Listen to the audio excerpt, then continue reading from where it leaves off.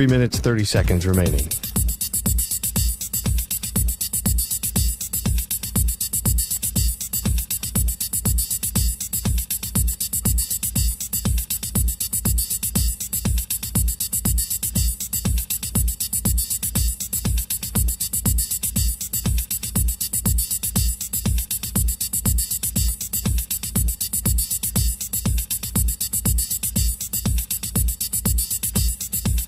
Three minutes remaining.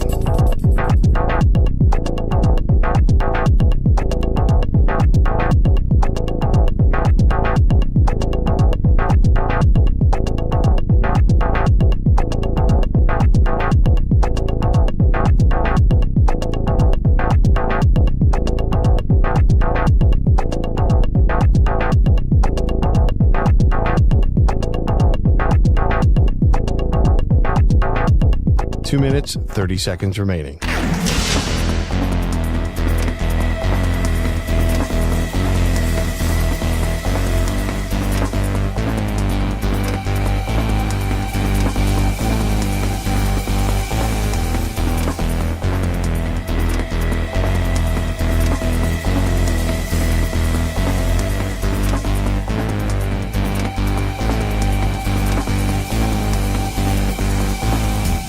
Two minutes remaining.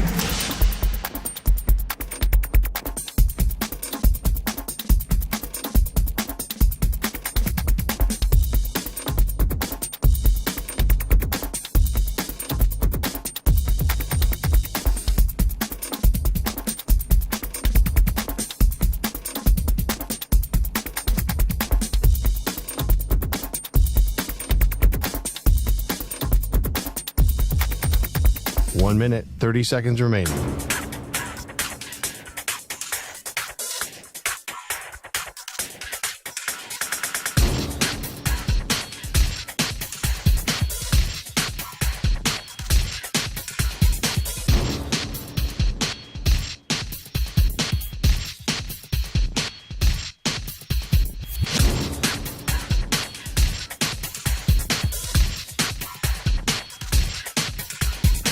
One minute remaining.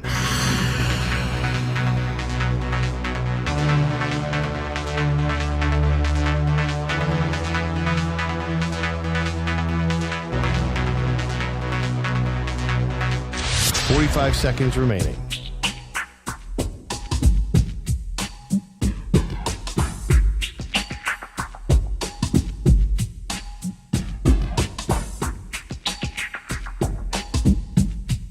Thirty seconds remaining.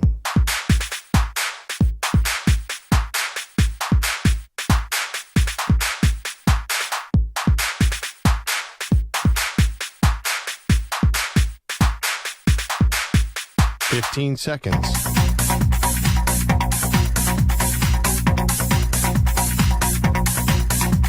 Break ends in 5 seconds.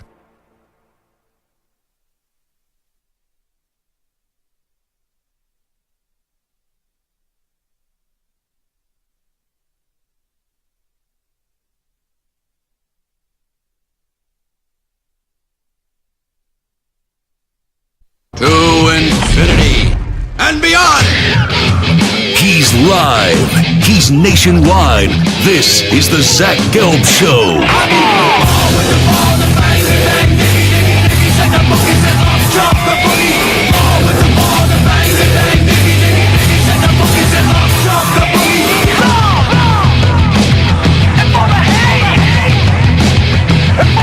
Here's your host, Zach Gelb. Live from the place yet not overly ostentatious studios of the Infinity Sports Network here in beautiful New York City, sitting on top of the 10th floor of 345 Hudson Street. Welcome on into a Friday edition of the Zach Gelb Show across all the great local Infinity Sports Network affiliates, Sirius XM, Channel 158, the free Odyssey app, and of course, streaming live on YouTube. 855-212-4227 is the number to jump on in. That's 855-212-4227. You could always get at me on Instagram, where I'm straight flexing, or via the good old cesspool of Twitter, X, at Zach Gelb. That is ZACHGELB. We got Nico, Kudavidis, Iamaliava, Scarlatos here with us today. That is a lot of syllables, if I may say so myself, and also the great Stupak Jr., Stuart Kovacs Jr., rocking and rolling all the way up until 6 p.m. Eastern, 3 p.m. Pacific time. Rocco Becht, the undefeated quarterback at Iowa State, is going to join us coming up at the top of the hour. And then at 4:40 p.m. Eastern time, 1:40 p.m. Pacific, the head football coach of the undefeated Pittsburgh Panthers will join us as well in Pat Narduzzi. And I was so excited for that game last night. I liked Pitt to win the game, but I thought it was going to be a brawl. I thought it was going to be a close game. And I saw something last night that I've never seen before. I have never seen a quarterback in Kyle McCord. It's one thing to throw 5 interceptions, right? You have a horrendous game. I like McCord. I thought he was treated a little bit unfairly at the end at Ohio State. It was right to move on. I thought he was a better quarterback than what people were talking about him at the end of the season. Even the last year, I said he was not going to beat Michigan.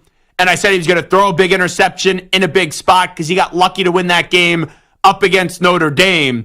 But he must have went to bed on Wednesday evening and saw like the boogeyman, Jim Harbaugh. Because that performance that he had on Thursday night, I've never seen anything like it.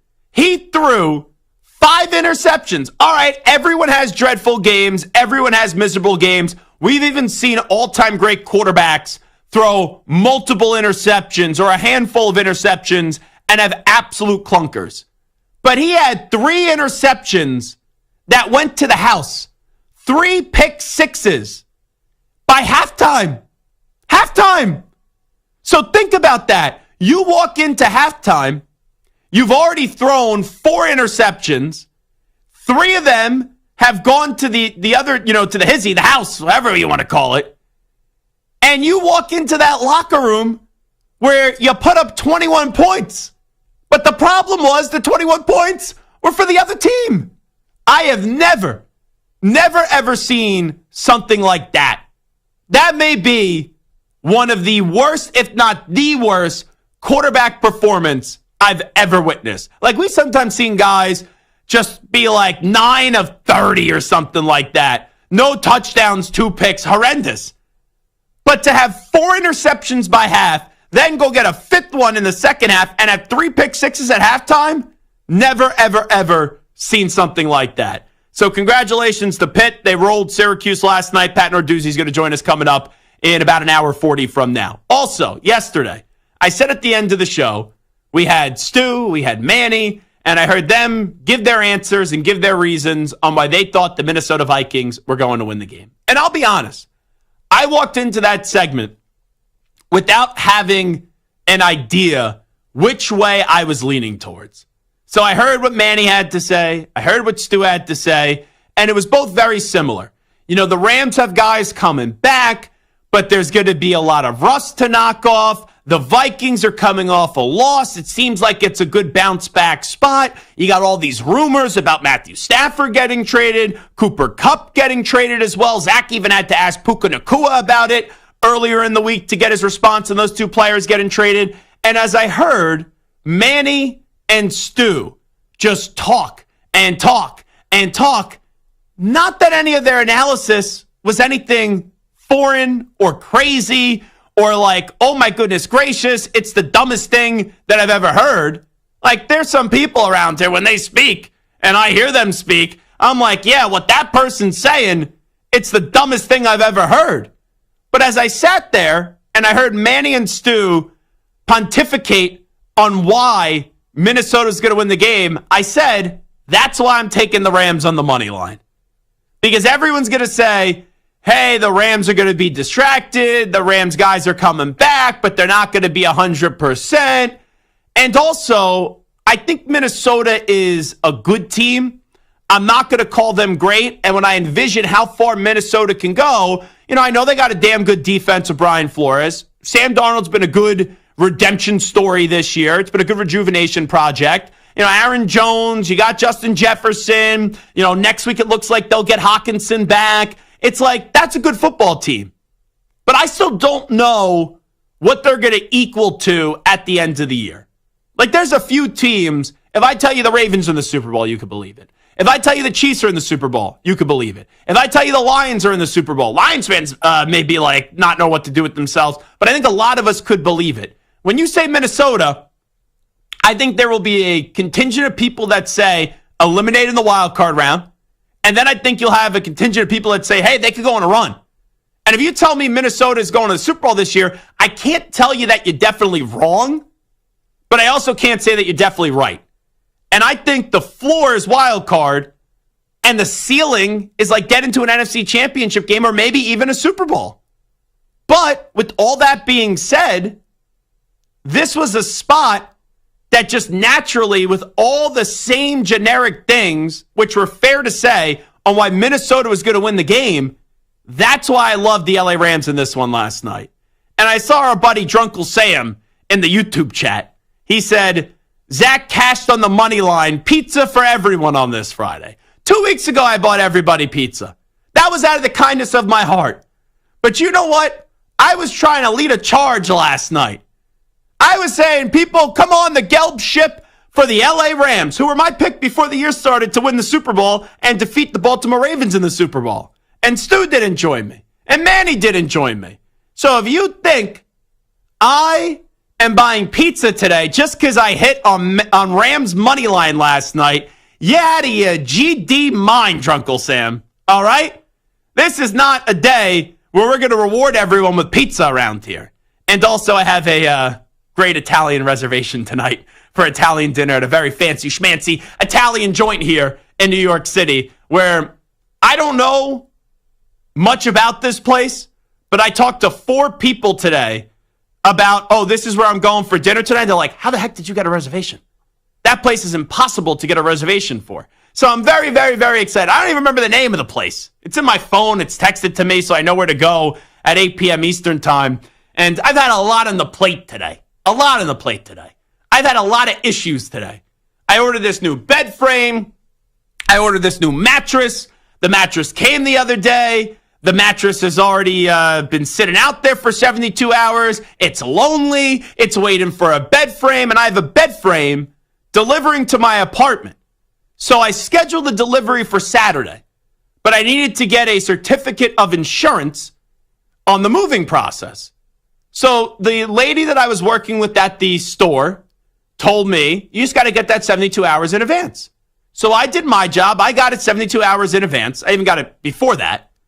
And when I called her the other day, or a few days ago, she's like, oh, I'm off today. We can't deliver this by Saturday. I don't get back into the office until Friday. And I'm like, hold on. You told me Saturday works. You told me to do my job. Now you got to do your job. And I was very polite about it. I wasn't going to be rude to this lady.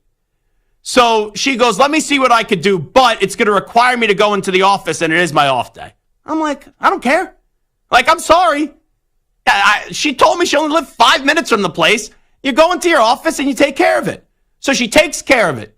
And as I'm hanging up the phone, I said, hey, I have something for work on Saturday morning. I am unavailable from 8:45 a.m. to 9:45 a.m. Do not have the delivery happen in the 8:45 a.m. Eastern time window to the 9:45 a.m. Eastern time window. I was as clear and respectful as I could be. I was told, sir, no problem. The delivery, we can't give you the exact range, but it will come sometime after 10 a.m. Eastern time. So I get an alert today, and this is why I'm very stressed to start the show today. I get an alert. Your delivery is going to come anywhere between 8 to 10 a.m. Eastern time. So it says, click here for an exact estimation, which is like, don't make any sense, But so I clicked there for an estimation. 8:15 a.m. Eastern time. And they got to set it up. So I'm like, I call the lady. I go, you told me after 10 a.m. Eastern time this was coming. Sir, I never said that. Well, like, what? So now I have to run the risk of the mattress people and the bed frame people delivering it hopefully later in the time frame. Because I got to be back in these studios right down the hall at 8:45 a.m. Eastern time tomorrow, and I'll get out of here by 9:30. I could be back in my apartment if I need to by 9:40 a.m. So just a lot of stress that does occur because I've already have taken apart my old bed frame. I did that today. I was about to throw out the mattress, but I didn't throw out the old mattress. And I'm just like, this has become now a problem. You pay all this money for a service, and they tell you what the service is going to be, and then it's like, surprise, we're going to complicate this entire service. So I'm in a little bit of a mood today to start off this show. But I'll be positive and I'll give you the sports talk because it's a football Friday. You got to be happy on a football Friday. But with that being said, here's the big takeaway from the Rams game last night. Yes, I was right. Yes, I told you Rams on the money line. But the Los Angeles Rams have survived this slow start to the season. When they were 1-4, they looked cooked. And there was nothing inspiring about beating Stu's stinky Raiders last week, 20-15. But to have a victory in the way that they did up against a good Minnesota team, 30-20 last night, and you got Puka back, you got Cooper Kupp back, and now you're sitting at 3-4, it's a new dawn, it's a new day, it's a new life for the Los Angeles Rams. That's what you have here right now. And it's kind of funny, and we contributed to this because I asked Puka Nacua about the Rams potentially trading Stafford and potentially trading Cooper Kupp. I never thought for a single second that Matthew Stafford was getting traded, but Cooper Kupp, I thought, yeah, there's a good chance he's going to get traded. Now the Rams would be fools to trade Cooper Kupp. Football is open this year. We know everyone's chasing the Chiefs, and you could make the case that there's other really good teams, maybe even great teams, like the Ravens and the Lions are two other teams that stand out. But there is a short list, and I mean an extremely short list of Super Bowl contenders. And if the Rams play at the level that they're capable of, and if the Rams continue to be healthy, that's a team that could get hot. That's a team that's trending in the right direction. So no, the Rams aren't trading Matthew Stafford. On Election Day, which is also the NFL trade deadline, I do not expect now the Rams to trade Cooper Kupp. And look at their next 5 games. How they perform in their next 5 games, and it's not against the greatest competition, will tell us everything we need to know about the Rams. They play at Seattle, they play Miami, they play at New England, they play Philadelphia, and then they play at New Orleans. Like, that should be at worst. At worst, you should go 3-2 in those 5 games. You could potentially go 4-1. So this Rams team is going to be in the playoff mix. A few weeks ago, we thought they were going to be one of the more disappointing teams in the league, and they wouldn't be in the playoff hunt. You are also in a division where, let's be clear, the Niners right now are struggling. It's tough to believe that the Cardinals are going to be a playoff team. Even though Geno Smith is solid, I don't believe the Seahawks are going to go win this division, even though I like McDonald and you got some big, star wide receivers as well. But it's not crazy to say that the Rams could go on and win this division. Like, they're 3-4 right now. The Cardinals are 3-4. The Niners are 3-4. And the Seattle Seahawks are sitting there at 4-3. So this division is open. The NFC is still open. Even if you don't win the division, you have a chance to be a wild card team. That doesn't resonate in me saying, okay, now trade Cooper Kupp or now trade Matthew Stafford. So that week that just was, and it wasn't even a full week, where it was Diana Rossini talking about Cooper Kupp, Jack Settleman from Snapback Sports talking about potentially the Minnesota Vikings of all teams trading for Matthew Stafford, we could say RIP to those thoughts. RIP to those conversations, and it changes in one game. Because if the Rams would have lost last night, every Tom, Dick, and Harry would have got on the radio today. And they would have said, hey, blow it up. The Rams, they won a Super Bowl. They got to go get some picks back. You go from F them picks to now we need those picks. But now with the Rams winning last night and salvaging what was a terrible start to the season to make you one game under 500 and having a very manageable schedule the next 5 games with Kupp back, with Nacua back, with Kyron Williams being a touchdown machine, Stafford still being a really damn good quarterback, the defense coming alive. When you look at like 3 of those players on the defensive side of the ball, Fisk looked good last night, Jared Verse looked good last night. It's like you look at this team and you see that team, they could be what I thought they were before the start of the season. Like, I'm not telling you that this is a team that definitely gets to a Super Bowl. I'm not telling you this is a team that's definitely in the NFC Championship game, but they are back in that contending type of status in terms of, okay, I could at least, if things go the right way in the next 5 games, or, I could look at them and actually take them seriously, is what I'm saying. And Byron Young also had a really good game as well. So it's like they got a good team, they got a solid team. And I don't know how many great teams there are this year in the NFL. So there could be some good teams that find a way to be playing late into the year, and I don't see any reasons why the Rams can't be one of those teams. And if you disagree with me, then who do you love in the NFC? Like, I don't love the Eagles. I don't love the Niners. The Lions I love. They're really damn good. Minnesota, now there's questions about Minnesota. So, the Packers I think are going to be, something to take really seriously. But it's not like you have any team in the NFC that you look at and you go, hey, if I'm a team that got off to a slow start, now I feel like there's an unbeatable team in the NFC. Because every team in the NFC, they have flaws and they have warts. Just some teams have fewer warts and pimples on them than others. And some teams you look at and you go, okay, that's a pretty damn good team. But there is a large pool of teams that could potentially get to the Super Bowl in the NFC because there's not been many that have really taken that baton and that you look at and you go, okay, it's inconceivable for me to see, like, not this team or that team to go to the Super Bowl this year in the NFC. So things change rather quickly in the NFL. All right, this is Zach Gelb Show on the Infinity Sports Network. Rocco Becht will join us at the top of the hour. Pat Narduzzi coming up at 4:40 p.m. Eastern Time today. When we come on back, 5 things to watch for this weekend in college football. Sports fans, listen up. 1 in 8 men will be diagnosed with prostate cancer, and bladder leaks can be a side effect. That's why Depend is teaming up with the Prostate Cancer Foundation to encourage screening. Because health is a long game, and it's yours to win. Now here's the cool part. Through November, Depend is contributing up to $300,000 to prostate cancer research by donating 40 cents for every purchase of shields, guards, and Real Fit products. Void in Mississippi. Learn more at Depend.com.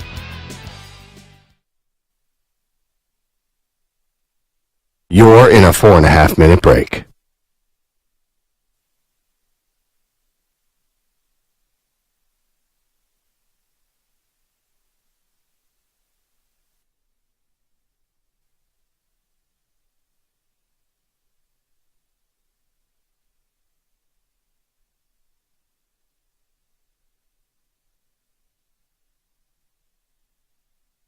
Four minutes remaining.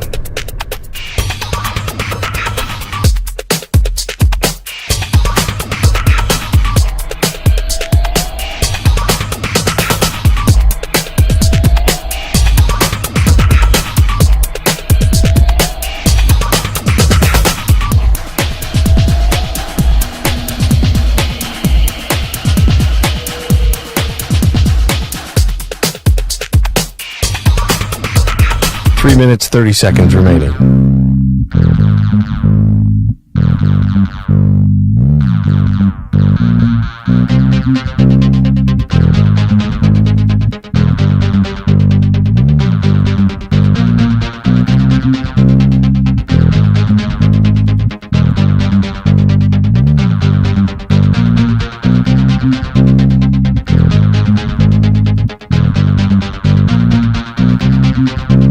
Three minutes remaining.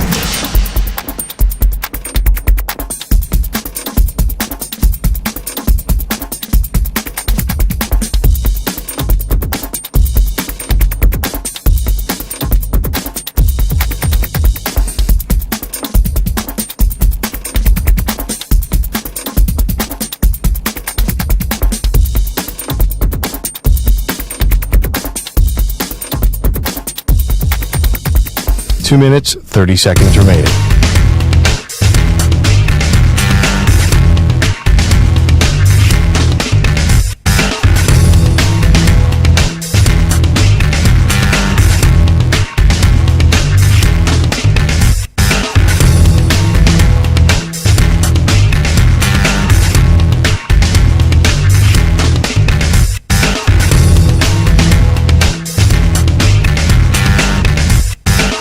2 minutes remaining.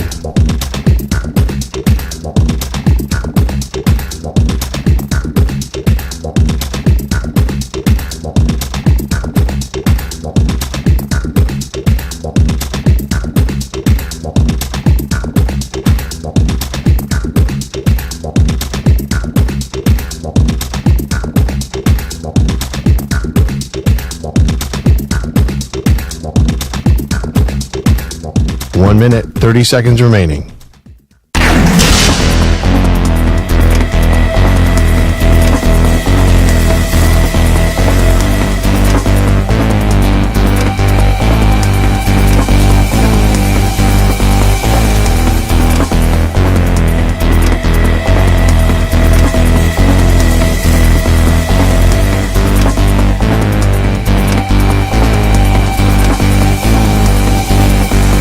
One minute remaining.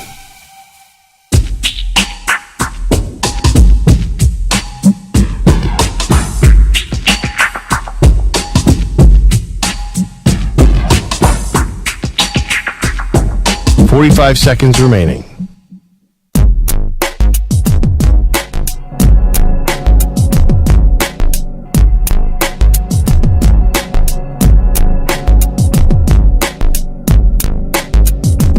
Seconds remaining.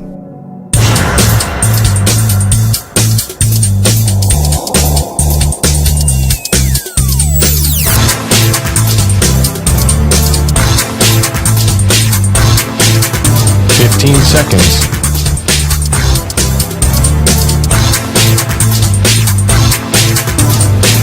Break ends in 5 seconds.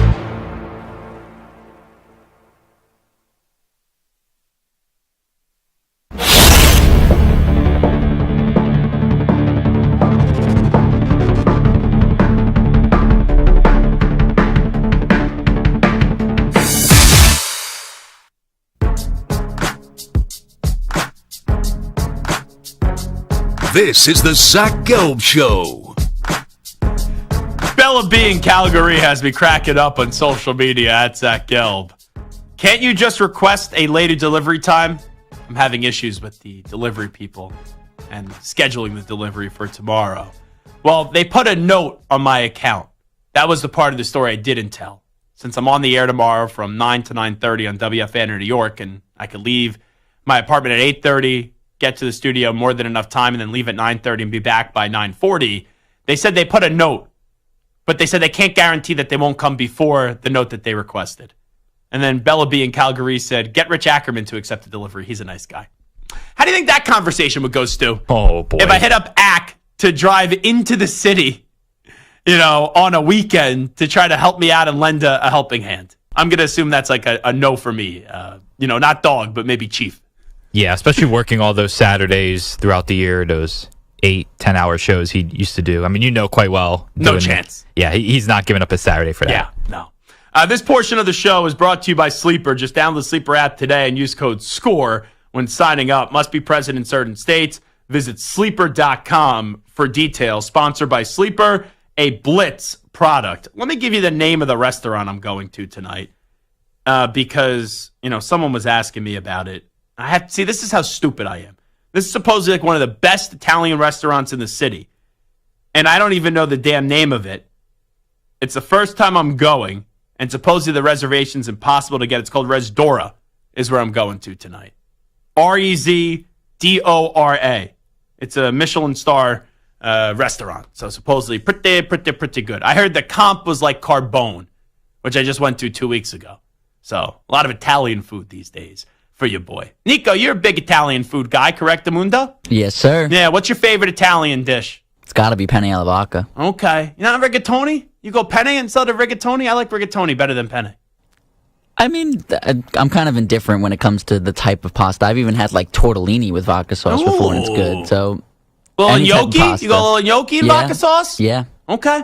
So I have already sent out our first Thanksgiving email, which, by the way, October 25th, if you had the under on when Zach Gelb would start talking about Thanksgiving, you're going to win right now. Because people would usually think that would happen in November. It's October 25th. As you know, my family does not do turkey. We used to do turkey for a while on Thanksgiving, but it's overrated. It's not worth the hassle. My grandmother, who's no longer alive, could make a great turkey, but there were better things available. So I sent out everyone's responsibilities, as it's going to be the first Thanksgiving without my grandmother, who passed away about a month ago. So we're going to do a Thanksgiving in her honor. And, I told my dad and my sister, you guys are in charge of lasagna. I ordered the cookies because Nabisco discontinued the traditional Nabisco chocolate wafer. So I found the Oreo wafer. So I put that Amazon order in today to get the Oreo wafer for the icebox cake, which we call a cookie cake. Got to assign someone to a focaccia bread to make. Got to assign someone to a charcuterie board. Hey, you bring shrimp cocktail. So I am the captain of the family when it comes to Thanksgiving. Now, my mother is having a hip replacement done. And Thanksgiving is the holiday in our house. And I love my mother. But see, she scheduled the hip replacement for a week and a half before Thanksgiving. So my dad, who is now Mr. Nervous Nelly Stew, he goes, we may have to cancel Thanksgiving. Oh. I go, what drugs are you on, Dad? I go, you will have to get the National Guard in front of your house to prevent me from having Thanksgiving this year. The show will go on. And my mom calls me up because my dad could be sometimes soft. My mom's like the pit bull. She's tough. She goes, we're not canceling Thanksgiving. Don't listen to the nonsense of your father. So Thanksgiving is a go. Zach Gelb saved Thanksgiving, and the show will go on. And if anyone tries to stand in the way of my Thanksgiving this year, I'm going to smack you, all right? I'm going to beat you up. It'll be the last time you ever go to a Thanksgiving. All righty. Let's get to a little college football and what to watch for this weekend. So I was talking to Mike Sanford, that sounds like Mike Samter, but no, Coach Mike Sanford. And I was talking to him because he listens to this show, and he's been talking about us a lot today on his show in Colorado this week because of the Robert Horry comments, also our interview with Puka Nacua. And I said to him, what do you think about UNLV and Boise State tonight, which is going to be played in Las Vegas? He thinks either UNLV wins close or Boise is going to blow them out. And then I said, what is the lowest expectation UNLV could have in a number where if you're a coach, you would be happy if Ashton Jeanty only put up this amount of yards? Because Ashton Jeanty has just been ridiculous this year. And he's the favorite right now for the Heisman. 126 carries, 18 total touchdowns, 1,248 yards. So, let me just give you the individual game log here for Nico and Stu before I get your guess here. Against Hawaii, had 217 rushing yards. Utah State, 186. Washington State, 259. Portland State, 127. Oregon, 192. And Georgia Southern to open up the year, he had 267 yards. So, when you do all that, 1, 2, 3, 4, 5, 6 games so far for Boise State, Ashton Jeanty is averaging per game 208 rushing yards. Hold on, I got to do that math again because that just, I know it's right, but that just sounds so stupid. 208 rushing yards. So we'll go around the room here. Entertain me here.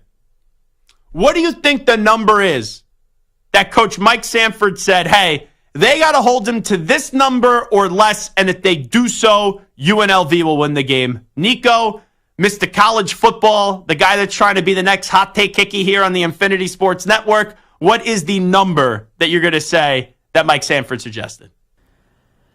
150. Okay. Stu? I would say 175. If this was The Price is Right, Nico, come on down. 165. 165. That's always stupid with The Price is Right. Because you just said what number? 175? Yeah. And Nico said what, 150? So you're closer. I'm closer, yeah. But you went over. I went over. Too much. So then you would be donezo. That always annoyed me with The Price is Right. If you went over, you couldn't win. You could be over by 1 point. Someone could be under by 90 points, and it doesn't matter. So he said 165 or less, and UNLV will win. I think this is going to be a close game. I think this could be really entertaining. The quarterback that left UNLV, it seems like they're more than fine with him leaving, and they've been fine ever since, Luca, or whatever the guy's name was. I just can't bet against Ashton Jeanty right now. I can't. But with that being said, it's like, okay, they lost to Oregon, non-conference loss, and we'll just see how they navigate the rest of the way, because the way that college football has been through the first 7-8 weeks, one of the biggest stories in college football has been Ashton Jeanty, and it would be really cool to see Boise State at the end of the year not only have him, bare minimum be a Heisman Trophy finalist, but if they could be the highest ranked non-power conference school that's a conference champion, then it would be pretty damn cool to see Boise State in the college football playoff. Stu, let me ask you this. Are you going tomorrow, Mr. Notre Dame, Stuart Kovacs, the Notre Dame Fighting Irish, here come the Irish, to the swamps of Jersey at MetLife Stadium? Are you going to see your Notre Dame Fighting Irish up against Navy? I've been monitoring ticket prices. I do not have any plans for Saturday at the moment, so you'll be there. I think I'm going to go, yeah. Okay. Now, who are you rooting for?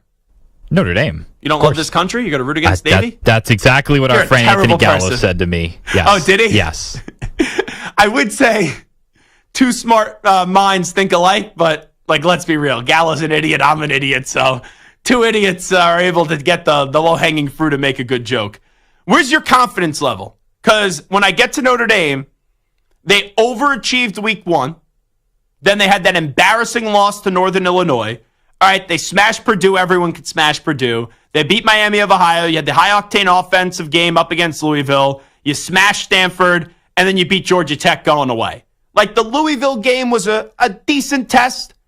Navy, I'm not going to say it's the greatest test in the world, but they are undefeated. The styles are similar. Navy likes to run. They're a top 25 team, so they're no slouch this year. Where's the confidence level in Marcus Freeman? Because if Marcus Freeman, even though it's a top 25 team, if he has another game like this where you lose to an opponent that you should beat, and they should beat Navy, that seat's already warm for Marcus Freeman, even though I don't think they're going to fire him. But in terms of the public perception, the seat is warm. How confident are you with your head football coach, Stu, and Marcus Freeman? 1, no confidence in the world. Or excuse me, 1, no confidence in the world. 10, you have a lot of confidence. Where are you at? So we talk about just tomorrow or the rest of the season getting to the playoffs? Let's start just tomorrow. Tomorrow, I would say it's probably 6.5. No, so you're not really that confident. No, I don't think it's a guarantee. I think it's going to be a close game. So you kind of think it's a toss-up? Kind of, yeah. Okay. I think that's fair. Because Marcus Freeman, A&M was a moment, and it's aged well because A&M has really got their act together. But going in, people didn't think A&M was this tremendous win. The USC game last year was a good statement for Notre Dame, but it kind of just showed how incompetent USC was. So I'll be curious, not that this is a moment game, but does Notre Dame win going away, or is it one of those, hey, we're going to sweat it out, torture you, and there's a chance you lose or there's a chance that you win? So that's something to look forward to. Nico, I'll ask you, because I know you're a big college football fan. Alabama has totally done a 180. They were pounding Georgia. Second half didn't go their way. They lose to Vanderbilt. Every time I say this, and I know it's probably getting old, folks, but I don't care. I still can't believe they lost to Vanderbilt. Then they barely beat South Carolina, and they lost last week where they should have been up by more at halftime up against Tennessee, and they were abysmal in the second half, and Jalen Milroe had no awareness. Now, it looks like the Missouri quarterback Cook is not going to play. It's not official yet, but he was in the hospital last week, then got out of the hospital, and then returned to the game, which is a different story. Alabama, Vegas expects them to bounce back in a big way. Looking at the spread, it's a double-digit spread. But where's your confidence in Kalen DeBoer and the Alabama Crimson Tide to bounce back this week and try to start to salvage their season? So I do think that they win tomorrow at home against Missouri, who also hasn't looked good. They barely beat Auburn last week. So I do think Bama wins tomorrow. But for the rest of the year, I'm kind of off the Kalen DeBoer train. I don't think that, even if they do win tomorrow, they still have to play LSU, which I don't think is a game that they're going to win. And that's 3 losses right there. And I don't trust them at all down the stretch. And it's funny you mention LSU because that's something that I also want to watch for this weekend. LSU against A&M. I think that now a lot of people, even though Brian Kelly's a really good coach, they're kind of rooting for Brian Kelly to fail. And you're kind of rooting for the freak out and the emotional outburst with the fake accent or fake slamming the table from Brian Kelly. I've been tossing and turning on this game all week, but I just want to see if Brian Kelly can deliver.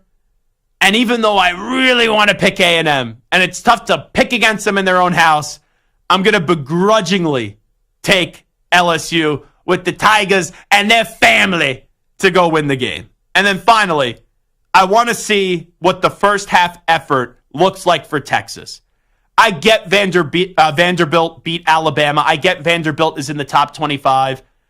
But Texas, after what happened to them last week, they got punched in the mouth by a champion in Georgia. They showed a little fight in the second half. Then their fans were throwing trash on the field. They got the call overturned, even though it should have never been called in the first place. But I didn't like the process, how that got overturned. I'm curious where the mental state of the Texas team is. Like, they'll beat Vanderbilt. I feel like they will. I feel confident in saying that. But are they still caught up in the emotions and getting hit in the mouth last week? Or are they going to go send a message and just totally eviscerate Vanderbilt right to open that game? So those are 5 things to look for this weekend and to watch in college football. We'll take a timeout. We'll come on back. We'll update you some of the biggest stories in the world of sports with some audio. We get to a news brief next. First up with the latest sports flash. Here he is, the Ackman, Rich Ackerman. Infinity Sports Network Sports Flash. Well, the Yankees and Dodgers meet for the 12th time in the World Series, and for the first time since 1981. Game 1 takes place tonight in L.A., and this series certainly has star power. Aaron Judge and Shohei Ohtani are on their way to another MVP award, with both having over 50 homers, but the star power doesn't stop there. The Dodgers also have Mookie Betts, among others. The Yankees with Juan Soto and Garrett Cole. And the latter, a lifelong Yankee fan, will take the mound tonight, trying to get the Yankees one win closer to their 28th title. The Dodgers counter with Southern California native Jack Flaherty trying to fulfill a dream. The Vikings lost Christian Darrisaw to a knee injury last night that will require season-ending surgery. Jaden Daniels was back on the field today, hoping to be able to go on Sunday. Commanders head coach Dan Quinn said they'll evaluate the rookie quarterback over the next 48 hours. A decision could come on Sunday. Tua Tagovailoa has cleared concussion protocol. He'll start Sunday against the Cardinals. In college football, 17th-ranked Boise State meets UNLV. Both have one loss and are looking to keep their playoff hopes alive. I'm Rich Ackerman. You make the call. 855-212-4227. When you want to talk to us, call 855-212-4227.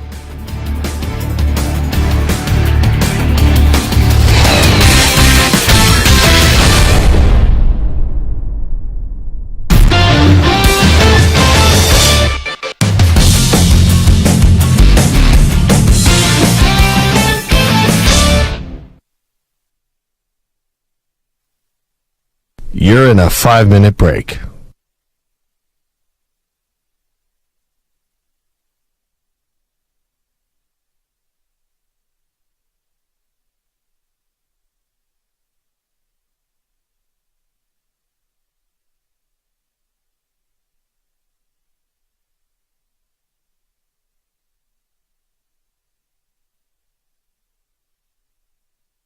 Four minutes, 30 seconds remaining.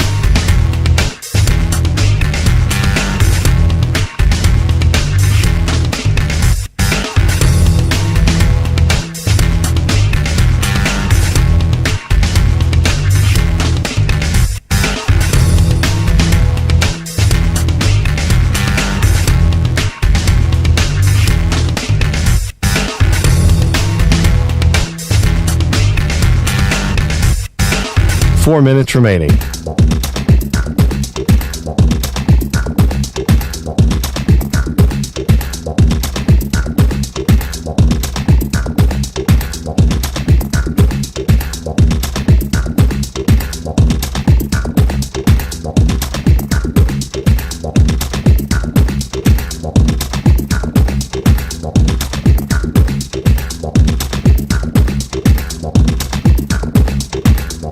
Three minutes, 30 seconds remaining.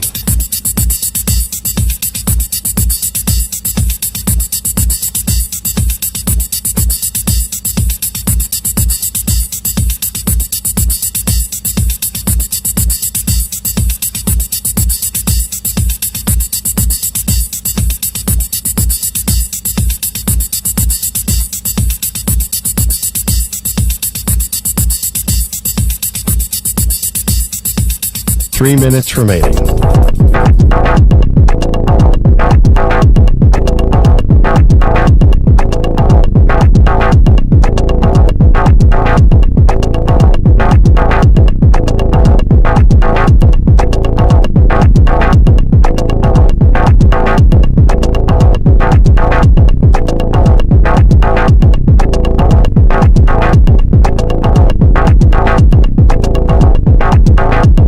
Two minutes, 30 seconds remaining.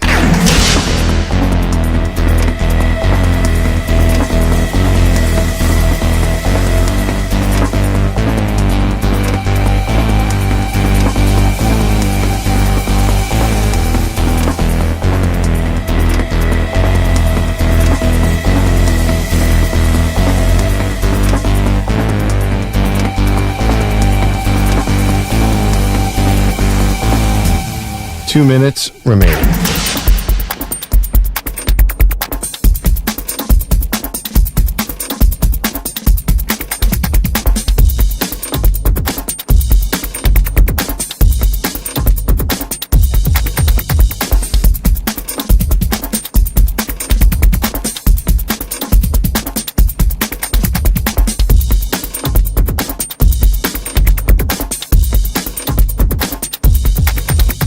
One minute, 30 seconds remaining.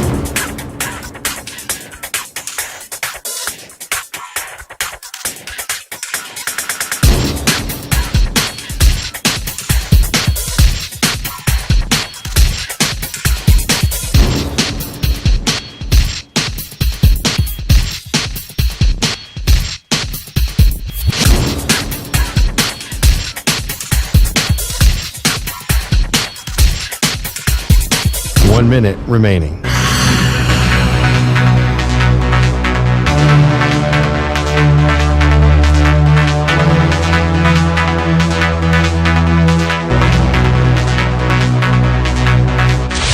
Five seconds remaining.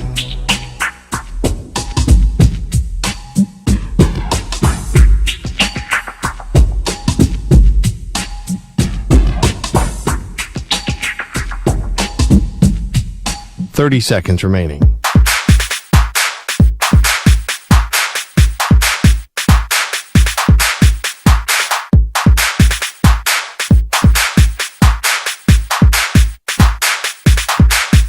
Fifteen seconds.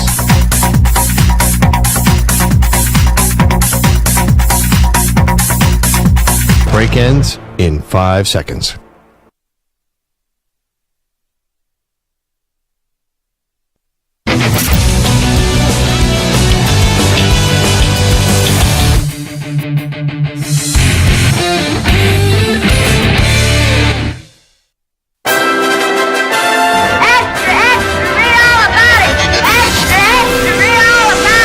Time for your daily news brief. We get you caught up on the rumors, reports, and reconnaissance from the day in sports. All right, Ian, it's time to Ask the Pros. Where you, the listener, gets to ask us a question. It's brought to you by O'Reilly Auto Parts. Simply tweet your question at INF Sportsnet or at Zach Gelb using the hashtag Ask the Pros. Be listening later in the show. We might answer your question. Think O'Reilly Auto Parts for all your car care needs. Get guaranteed low prices and excellent customer service from the professional parts people at O'Reilly Auto Parts. O'Reilly Auto Parts. All right, Sean McVay, let's start off with you. Your football team's now 3-4. You won back-to-back games. Starting to turn things around. Let's listen to the coach. I believe in this group, Sam. I believe in the coaches. I believe in the players. I saw a resolve. I didn't see a flinch. And we still have a long way to go. You know, we've won 2 games in 5 days, but it's just 2 games. And we've done a good job of getting ourselves back to where we wanted to be. I always chuckle, Stu, when I hear Sean McVay speak. He sounds like John Gruden if he just breathed in a lot of helium. Like, you know when you used to go to Friendlies as a kid and they give you the balloons and then with your friends, you would suck in the helium and your voice would sound like Mickey Mouse? That's Sean McVay. He tries to be like Gruden, but it's like if Gruden never went through puberty. That's kind of always the thing I hear when I listen to Sean McVay. But yes, his team has started to turn it around. The stock of the Rams is trending in the right direction, and we'll see what they do in their next 5 games with a favorable schedule, maybe the toughest game being Philadelphia. Let's listen up to Cooper Kupp on how his season has gone so far. Obviously, it's been frustrating. Last few years, just going through stuff that's kind of outside your control. And unfortunately, I've had a lot of practice at this, which is just frustrating. But, man, it's so good being back out here playing this game again. And I just love these guys. Coming into work each day has been a joy, even in these times where I'm not feeling like I'm able to contribute like I was able to a little bit today. But, man, it feels so good to be able to come back out here, do what you love, be with these guys. So there you go. That, of course, is Cooper Kupp. Let's go to the losing side. Sam Darnold. How about Sam Darnold making it clear that the Vikings have things that they need to fix after losing 2 games in a row?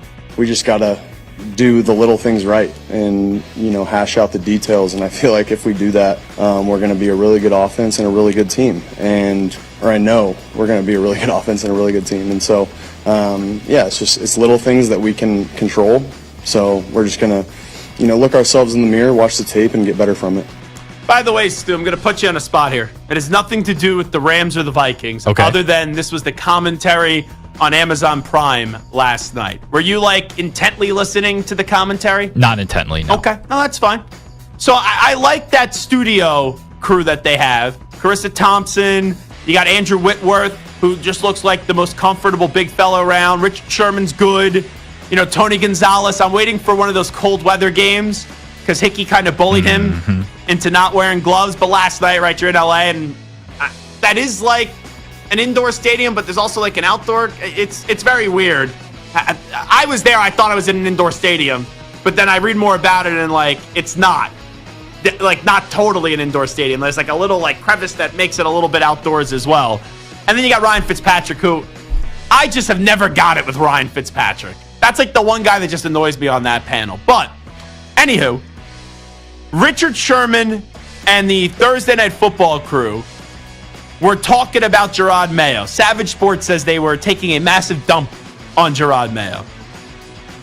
What do you think the commentary was, Stu, when you hear that they were being very critical of him? How do you think they were being critical of him with everything going on this week? In over his head, shouldn't be calling his team soft, basically. So it was said, you are a rookie head coach. You don't get to say nothing in regards to the talk about you being a rookie head coach and calling your team soft.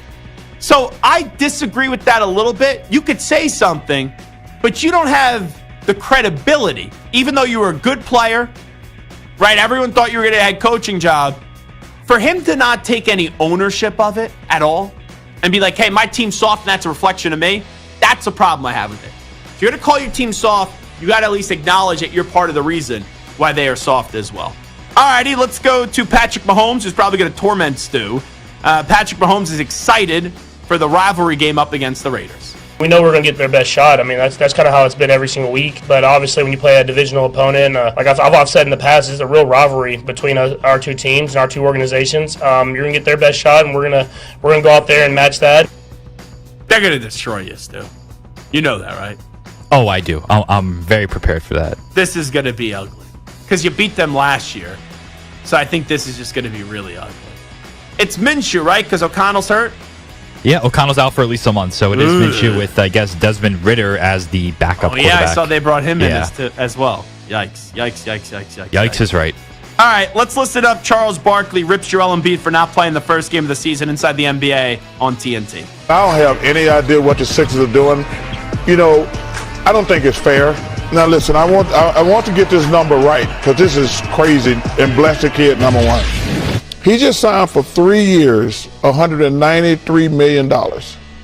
3 years, $193 million to play basketball. We're not steel workers. We're not nurses. Like people who got real jobs who have to work 40, 50 hours a week. We're playing basketball at the most 4 days a week. Most of the time, 3 days a week. He has the best backup in the league in Drummond. If they had to say it, and Ken and Shaq know this, they just say, I'm going to play 25 minutes on the second night or back-to-back. Or during Drummond plays. But to come out and say it in advance was a stupidity by the Sixers, period. I'm so tired of just getting irate about this. This has been a mess now for 5 to 6 years. the NBA regular season product is just garbage. Let's just call it for what it is. Here's Charles Barkley saying that him and the TNT crew, they joke about potentially getting fired in what is supposedly their final season on Inside the NBA. Yes, 12:29. Oh, we out of here by what? 12:29 it is. We walking out of here at 1 o'clock. And if you don't walk with me, I got you, brother. Okay, there I got 1 you. o'clock. What are they gonna do? What are they gonna do? Fire us? There you go.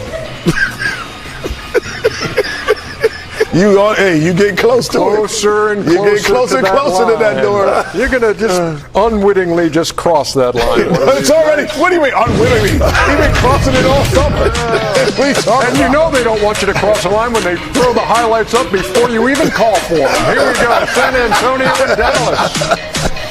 That's great. That's like, shut up, guys, keep it moving. But that's going to be just comedy all throughout the year. It's only night 2 of their coverage, and it's already been 2 nights of jokes like that. Yeah. Let's go to Nick Saban. He was on the Pat McAfee show today on Tua Tagovailoa's return this weekend. I'm concerned that I want Tua to be safe and healthy and not have a football career that's going to impact him down the road. Agreed. All right, number one.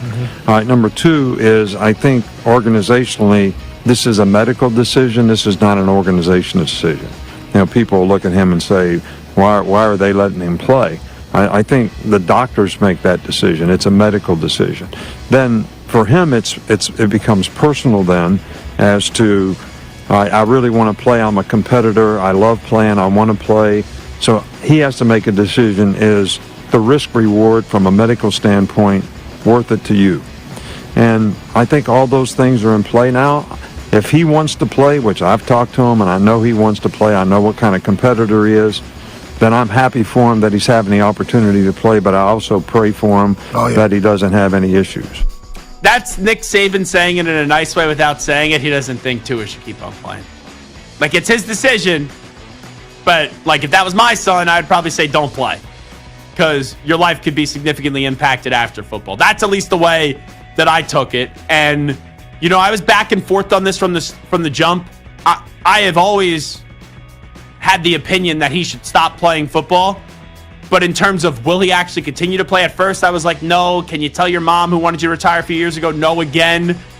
But when you leave it in the hands of the player, and it's not a medical decision, it's a Tua decision. That's what this is.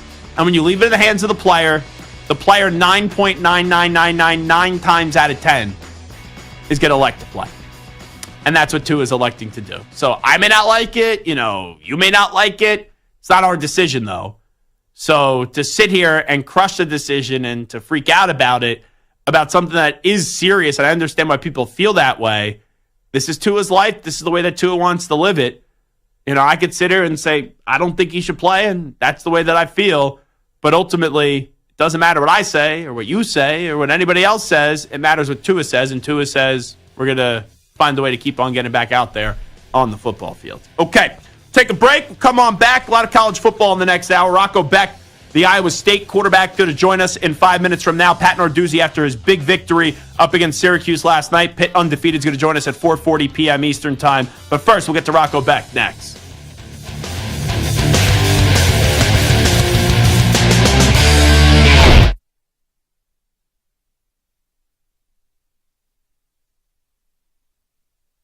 You're in a 5-minute break.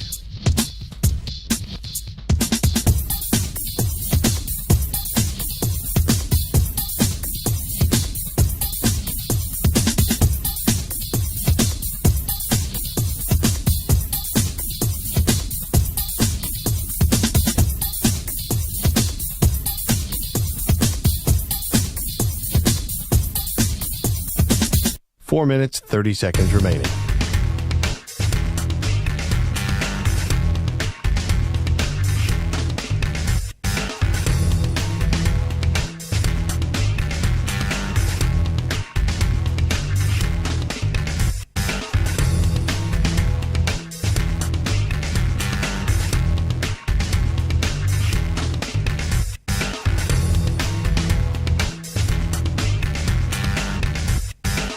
Four minutes remaining.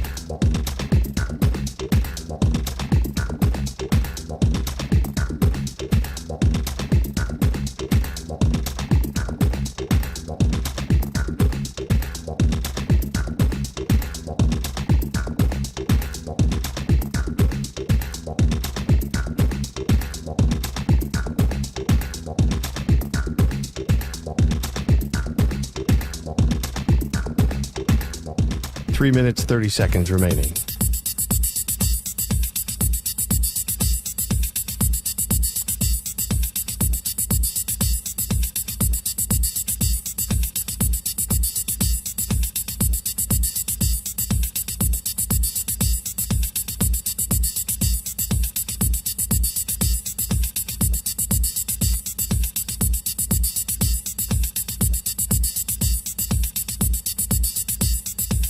Three minutes remaining.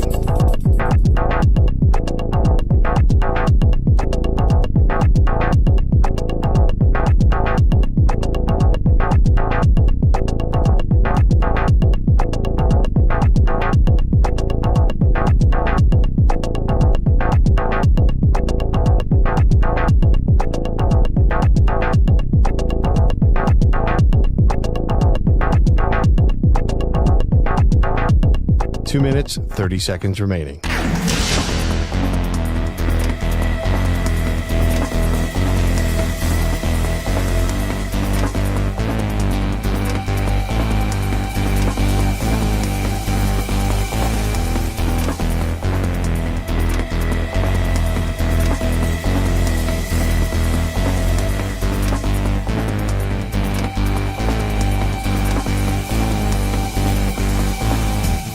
Two minutes remaining.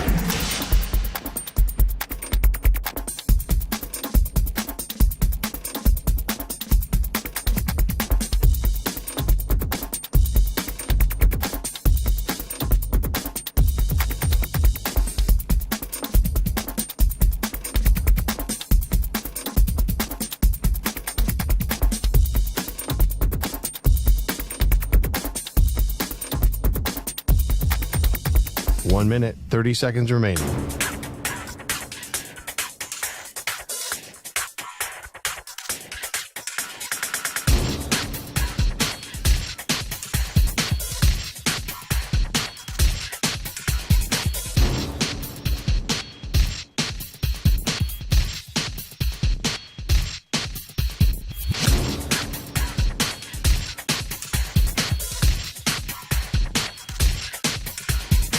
One minute remaining.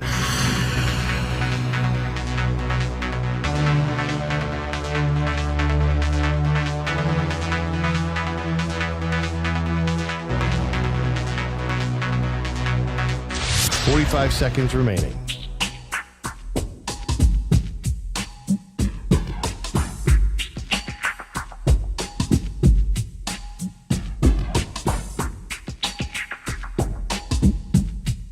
Thirty seconds remaining.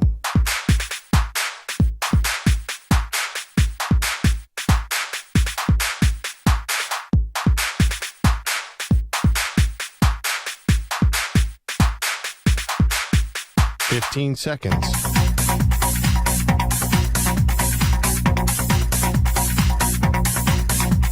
Break ends in 5 seconds.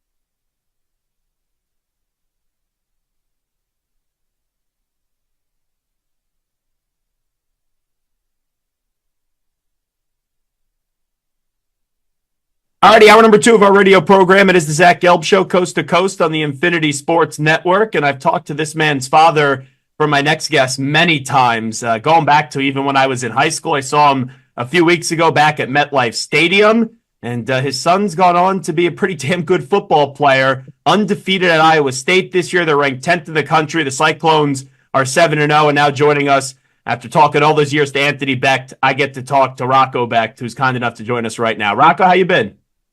I've been doing well. I appreciate you having me on today. And you probably got the better version of, the Becht last name with me and now my dad coming on. So it's pretty fun to be here. Well, he had one card that he wanted me to just kind of display to you right at the top of this interview. He had a very important question. Who's the better golfer? Is it Pops or you? That's an easy question. He knows that answer too. I could really expose him right now if I wanted to, but I'm not going to do that for him. But it's easily me as the best golfer. Okay, I wasn't expecting that answer because he told me It's once me. again, he said last night when I was talking to him, tell Rocco, just ask him who's the better golfer. I at least thought it was easily going to be him and you were going to be trash at golf, if I'm being honest. No. He likes to lie about that, his golf game a lot. But no, it's easily going to be me. Yeah, you got to make Pop just feel good about himself and let him believe that kind of stuff. Just how about your relationship with your dad? Obviously, he's your dad, but we know his NFL background. He played his college ball at West Virginia, was a first-round pick. Just how has that helped you really to become the football player and man that you are today? Yeah, ever since I was in high school, first off getting recruited and, working out for the first time, he was always by my side. He knew the wrongs and the rights of, doing what it was right to, get to that next level. And of course, when I got to college, he was such a big help for me, just mentally, and just physically, but mostly mentally. And, I don't think I would have been where I am right now without him and, especially just my mom. But, having those two people, my mom and my dad at my games every single week and just having the ability to talk to them before games and after games, it's truly been a blessing for me to have them in my life like that. And so, just going back to high school, my dad's just been there, by my side the whole time. And, when I got to college, it's been the same exact way. I know for 2 of those years in high school, he was on the offensive staff being able to coach you. Now, I've talked to people before that have coached their kids, and sometimes they love it, sometimes they don't like it. Just you being on the other side of it, how was that experience? It seemed to go pretty damn well for you. Yeah, it was awesome. I mean, before those 2 years, he wasn't really able to come see my games because he was always just working, doing college games, commentating for him, and just doing stuff with the NFL. And so having those 2 years, my last 2 years of high school with him was remarkable because I was able to learn so much from him, just on the field, how to act, how to lead. And, I wouldn't trade those 2 years for anything else. Rocco Becht here with us. When you decided to go to Iowa State, was Dad a little hurt since it wasn't West Virginia? I don't think he was a little bit hurt because he knew that, it was my decision and, he loved Iowa State as well. He loved Matt Campbell, the way that he, approached himself, the way that he approached the team, what he was building, the culture that he was building. He loved everything about it. And, that whole conversation is different, is, separate with West Virginia and all that. But, me coming here was my decision, and him and my mom truthfully knew that, it was the right decision for me. And so just having them by my side and having the trust in them for me to make my own decision was awesome. I know he loves you. He also loves his school, though. How was it this past year when you did a pretty nice number on his alma mater? Yeah, that was an awesome game. I mean, leading up to that game, and just knowing that my dad was going to be honored at in between the first and second quarter, there's going to be a lot of emotions, obviously, and so that was a tough week for me, just preparing and handling all those emotions that were going throughout my head. And leading up to the game, I just felt like I was super calm. All I wanted to learn, do that day was win that game, no matter what the stats were, because that was a big game for me. That was marked on my calendar for a while. And so leading up to that game, I knew, the goal I had in my head and what I needed to do to go out there and prepare. And so I felt like I had a great week of preparation that, West Virginia week. And the coaches did a great job of keeping me cool, calm, and collected that whole week and just blocking out the noise that, was leading up to that game. And so I was proud of my performance, and obviously, I'm happy for my dad that he was able to get honored at that game, while I was playing. So that was pretty cool as well. And so it was just a fun night for, the Becht family. Very neat indeed. Rocco Becht here with us. I look at your football team this year. I was really impressed last week because what makes the look of a great football team is when you guys make mistakes, you don't play to your best of your ability throughout the entirety of the game, but when it matters, you step up, you're resilient, and you deliver. Just what did it say last week in a crazy game up against UCF that you guys were able to pull out that victory and go on that big drive towards the end of the game? Yeah, we knew going into that game that UCF was going to give us, everything they had. Just knowing that we were undefeated, top 10 ranked, that they had nothing to lose. It was a game for them to get back on track, and we knew that. So we knew it was going to be a dogfight, and they came out with everything they had. One thing that we wanted to work on, going into that week that we felt like we hadn't been doing well is, starting fast on the first drives of the game and starting fast on the, the first drive of the after halftime. And just like in that game, you could see that, it didn't really happen for us. And so, we just have a good mentality, I think, what Coach Campbell has brought to the table and what he's, been able to ingrain into our heads is, mental toughness. And that's just the biggest thing that we've had this whole year. You could go back to Iowa when we played at Kinnick and we were down double digits. I mean, that's a tough place to play and a tough place to come back from. And then, 2 weeks before UCF, we played Baylor at home and we were down double digits. So the ability to overcome adversity for our team is, huge for us. And I feel like that's what I've been able to preach to the team is we've been in harder situations. And so that's why I feel like that we were able to, execute in the biggest, scenarios during that game and execute at a high level. I know you talked about the mental toughness part, which Coach Campbell, and obviously you know everything or a lot of what he's about from afar when you were committing to go to Iowa State. But since being there, as of late, has anything exceeded your expectations with him? Has anything surprised you about Coach Campbell that you've learned more about him? Man, I would say that one thing that has, really gotten to me and surprised me the most over the last couple of years is how well he, treats just everybody in the facility. His door is always open. He talks to walk-ons, scholarship guys, guys that, come back to the facility, new guys that just come in. I mean, everybody is treated the same way from him. And that's what I love about him because, you don't get a lot of that, everywhere else across the country. And, that's just my opinion. And I feel like that he's one of a kind. And he's the reason why we're here today because of his leadership and what he's been able to ingrain into the seniors that we have on our team and what they've been able to do to trickle it down to the freshmen on our team. Rocco Becht, when I hear your name talked about nationally, I always hear people say you're one of the most underrated players in the country. And I know that is meant to be a compliment, but it also means you're not getting enough national recognition by a lot of people. Does that annoy you when people say, hey, Rocco Becht is the most underrated player in the country? Honestly, no, because I know the only opinion that matters on my end is my opinion and how I see myself playing in a game. And honestly, after that UCF game, I came outside and talked to my dad and mom, and I told them that I thought I played like terrible today. It was my worst game I've ever played. And, I was unhappy about that win because that's not how I want to win that game. And, I think that just that ability for me to just know what I did wrong and even when things are going right, is something that my dad has taught me throughout life. And so I feel like that's just going to be huge for me and for the team, going into these next couple of weeks of the season. And I try to block out all that noise outside and, just focus on myself and worry about my game and how I'm able to get better. So if we see the best version of Rocco Becht, how would you describe that? What does that look like? Yeah, I would say accuracy is on point. And which starts with my footwork. And sometimes, during the week and during games, my footwork kind of gets out of whack when, pressure is coming. And so I got to be able to, fix those things during the week and get better at that. But, obviously just making the right reads, a check down is part of your read and something that I need to probably work better on is just getting throughout my whole read and throughout the whole concept and getting to the backside of them.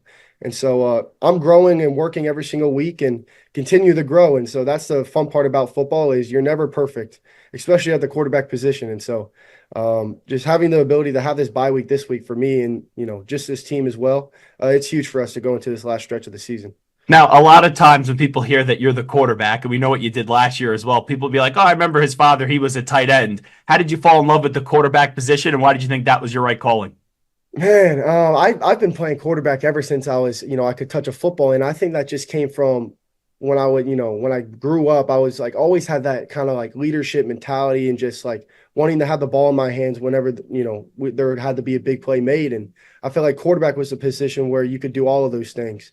And honestly, also my mom didn't give me my height that I wanted to be a tight end. So that wasn't going to work out anyways, no matter if I wanted to be a tight end or not, because I'm not tall enough. So she fed you well enough, but not in a sloppy way. You're as big as dad, right? Yeah, exactly. So she kind of hurt me on that end of the scale. But, quarterback, I feel like was always my calling because, I thought I was, brought to this world to be able to lead and help others. And that's what a quarterback does, not only on the field, but off the field as well. With the success that you had last year, it's just the nature of the sport. People were thinking you were going to transfer. You were maybe going to go to a different school. Why did you elect to stay? Unpeel the curtain a little bit for me why you stayed at Iowa State. Yeah, I mean, I don't think there was really a reason to leave. I mean, we had in my opinion, two of the top, two receivers in the Big 12 coming back to our school. And we had a all-American freshman tight end coming back. we had a running back room that was full of dudes in the room that could, really run the rock and, get some yards. And my whole offensive line was coming back, and we had 19 of 22 starters for our whole team coming back as well. So I didn't really think there was a reason to leave because I knew the expectations that we had in mind and the goals that we were able to set last year. And, just knowing that we didn't finish the season off right, that there was just kind of a spark that was lit after that game, and what led us into the offseason to be able to grind and, get up early and go through the hard things and, come into this fall camp, this season and prepare, the way we were preparing to be able to be in this position today, 7-0 going into our bye week. And so I feel like there was really no other option for me besides to stay here. And, credit to Coach Campbell for, allowing me and trusting me to go out there and play my game. And that's one of the reasons also that I've stayed is because the culture that he's built at Iowa State. The success you guys are having, just based off that answer, I'm assuming this does not surprise you what you guys have done to start this year, right? Exactly. That's exactly what we were thinking, going after that Memphis game we played last year in the bowl. We set high expectations for ourselves and didn't worry about the outside noise. We didn't worry about we were, predicted 7th in the Big 12. We didn't worry about all that. We just worried about ourselves, and because we knew we were good enough to go out there and play our game and, win the games that were on our schedule. And so we take each game week by week and go into each week knowing that we're, 0-0 and not worrying about our record. And nobody on our team has ego or selfishness about, how much time, game time they're playing or, what's their stats of the game. Everybody's worried about the win. And so I feel like that's what's so special about this team. Who are some of your favorite quarterbacks? Just wondering, growing up, or quarterbacks for the last few years, maybe that you watch intensely. Yeah, I think in the past, the ones that I grew up was, obviously you got to put Tom Brady in there, but, I was a big fan of Russell Wilson in his early career at, Seattle, the way he was able to throw the ball down the field. I thought, I learned a lot from those two couple guys. And then now I feel like I watch a lot of Jared Goff. You can see that just in the past couple of weeks, I think he has like under 10 incompletions in the last 3 games. And so that's incredible to watch. And so just him, Joe Burrow, just those guys that I feel like handle adversity really well and are able to, lead their team when, bad things, happen. And so they're very good with their footwork and their accuracy. And so just trying to see how much film I can watch on those guys is beneficial for me. And now we all look at Joe Burrow as a number 1 pick, but he had one of the greatest rises we've ever seen. I know Jared Goff was the number 1 overall pick, but they gave up on him in LA even after he got to a Super Bowl. I'm assuming that really resonates with you because even those guys have been the top dog. They've had underdog storylines throughout their career. Exactly. And that just goes back to the point of, the way they're able to handle adversity. And, Joe Burrow had gotten hurt his first year, and next year he comes back and goes to the Super Bowl. So as long as you put your mind to it and work at it, anything can happen, in my opinion. I mean this in a positive way. It sometimes doesn't sound that way. I once had to say this to Dan Lanning. Like, when I watch you, you're like a football maniac. Like, you'll do whatever it takes to go win a game. And you saw that last week, just running through defenders, even when it looked like it wasn't going your way. But what is it when you get on the football field that you're willing to do whatever it takes to go get a victory? Yeah, I just have a competitive mindset. I feel like my dad would tell you the same thing where, I'm at home and he's with me. Anything we do, anything we play, it's competitive. And he's been able to hand that over to me. And that's why I feel like, I'm a competitor on the field. I'm willing to do anything to get the win, get the first down, when it's 4th and inches, everybody's lined up on the line. And so I feel like that's just where it comes from is my dad. And whenever I step on that field, I know that we have the ability to win. And if we don't, it's because we did it to ourselves. And so that's just the way I think. That's just the way, my mentality is. And I just got to have the mindset of knowing that, I can be the best in the country. And I feel like that, as a team, we're able to, just continue to, proceed and hit on the precision and detail throughout the season to be our best. And that's why I think you guys are going to continue this, because you could be 7-0, you start to get praise. It hasn't seemed like any complacency has sunk in. The answer that still stands out to me is you thought you played terrible the other game, and you guys still won. So if you guys could actually start getting a great level of play in your mind out of yourself, man, it feels like the sky's the limit with this squad. And that's what we're thinking. We knew that we didn't play our best game, and we knew that our expectations are higher than that, and we can play better than that. And so that's just the best thing about this team, the thing that I love the most. For anyone that's doubting your team and saying, hey, they can't do this, they can't do that, what do you say to them? Keep doubting us, because it's working and it's helping us, because we hear that stuff and we know that we can prove those people wrong. So keep doubting us, and we'll see you towards the end of the season. He is Rocco Becht, the quarterback of the Iowa State Cyclones, who are, of course, 7-0, ranked 10th in the country. Rocco, we appreciate it. I'll text Dad and see if you're actually better at golf than him, all right? I appreciate you. Thank you. There you go. Rocco Becht joining us. Wonderful conversation with him on the Zach Gelb Show. We'll take a break. It's prove it time for 2 matchups between 4 total teams this weekend in the NFL. We'll get to that next. But first, football is back, and what better way to celebrate than winning some cash with Sleeper Picks? Sleeper Picks is a fantasy game, but you can win real money. Just pick more or less than at least 2 player stats. If your picks are right, you win. You can pick up to 8 players to win up to 100 times your money. And Sleeper has a couple huge offers to kickstart the football season. For new users, Sleeper will match your first deposit with up to $100 credit to your account. If you already played, Sleeper's got discounts to player projections for you every week of the season. So download the Sleeper app now and use promo code SCORE, that's SCORE, and your first deposit will be doubled with the credit up to $100. What are you waiting for? Download Sleeper today and use code SCORE for a credit up to $100 match on your first deposit. That's code SCORE. Must be 18 years in most states and a state where it is legal. Promo code and other restrictions apply. Visit sleeper.com. Please rate responsibly. Game call 1-426-253-SIM for help. Paid for by Blitz Studios. You're in a 4-minute break.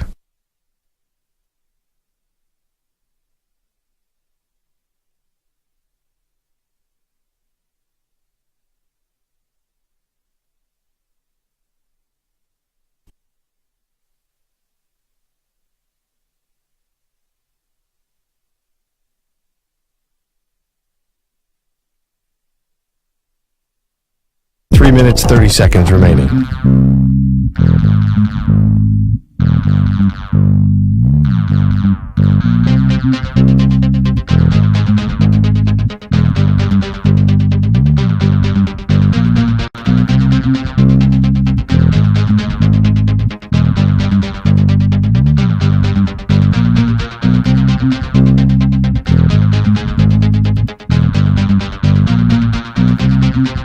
Three minutes remaining.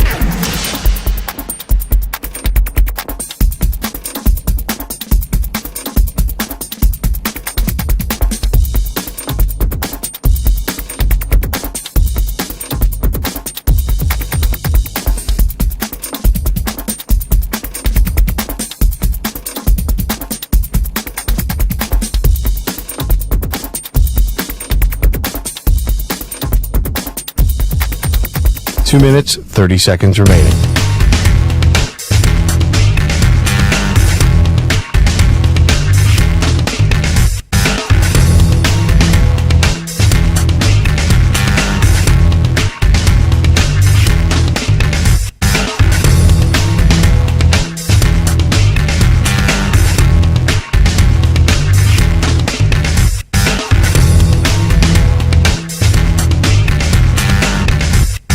Two minutes remaining.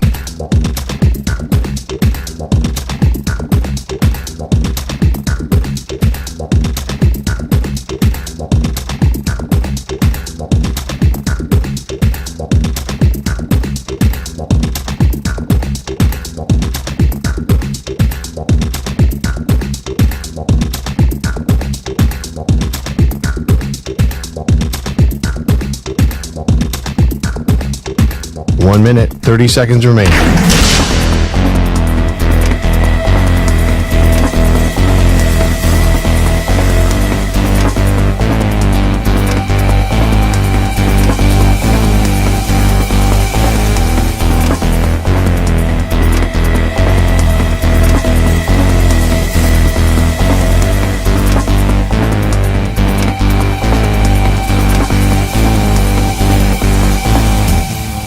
One minute remaining.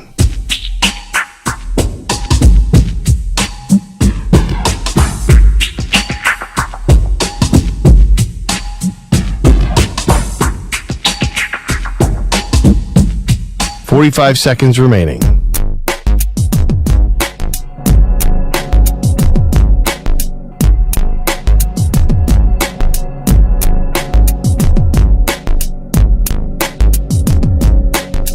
Thirty seconds remaining.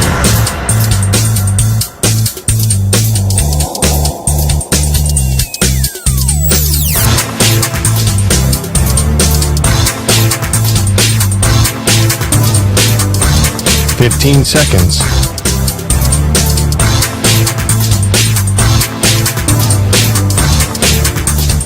Break ends in 5 seconds.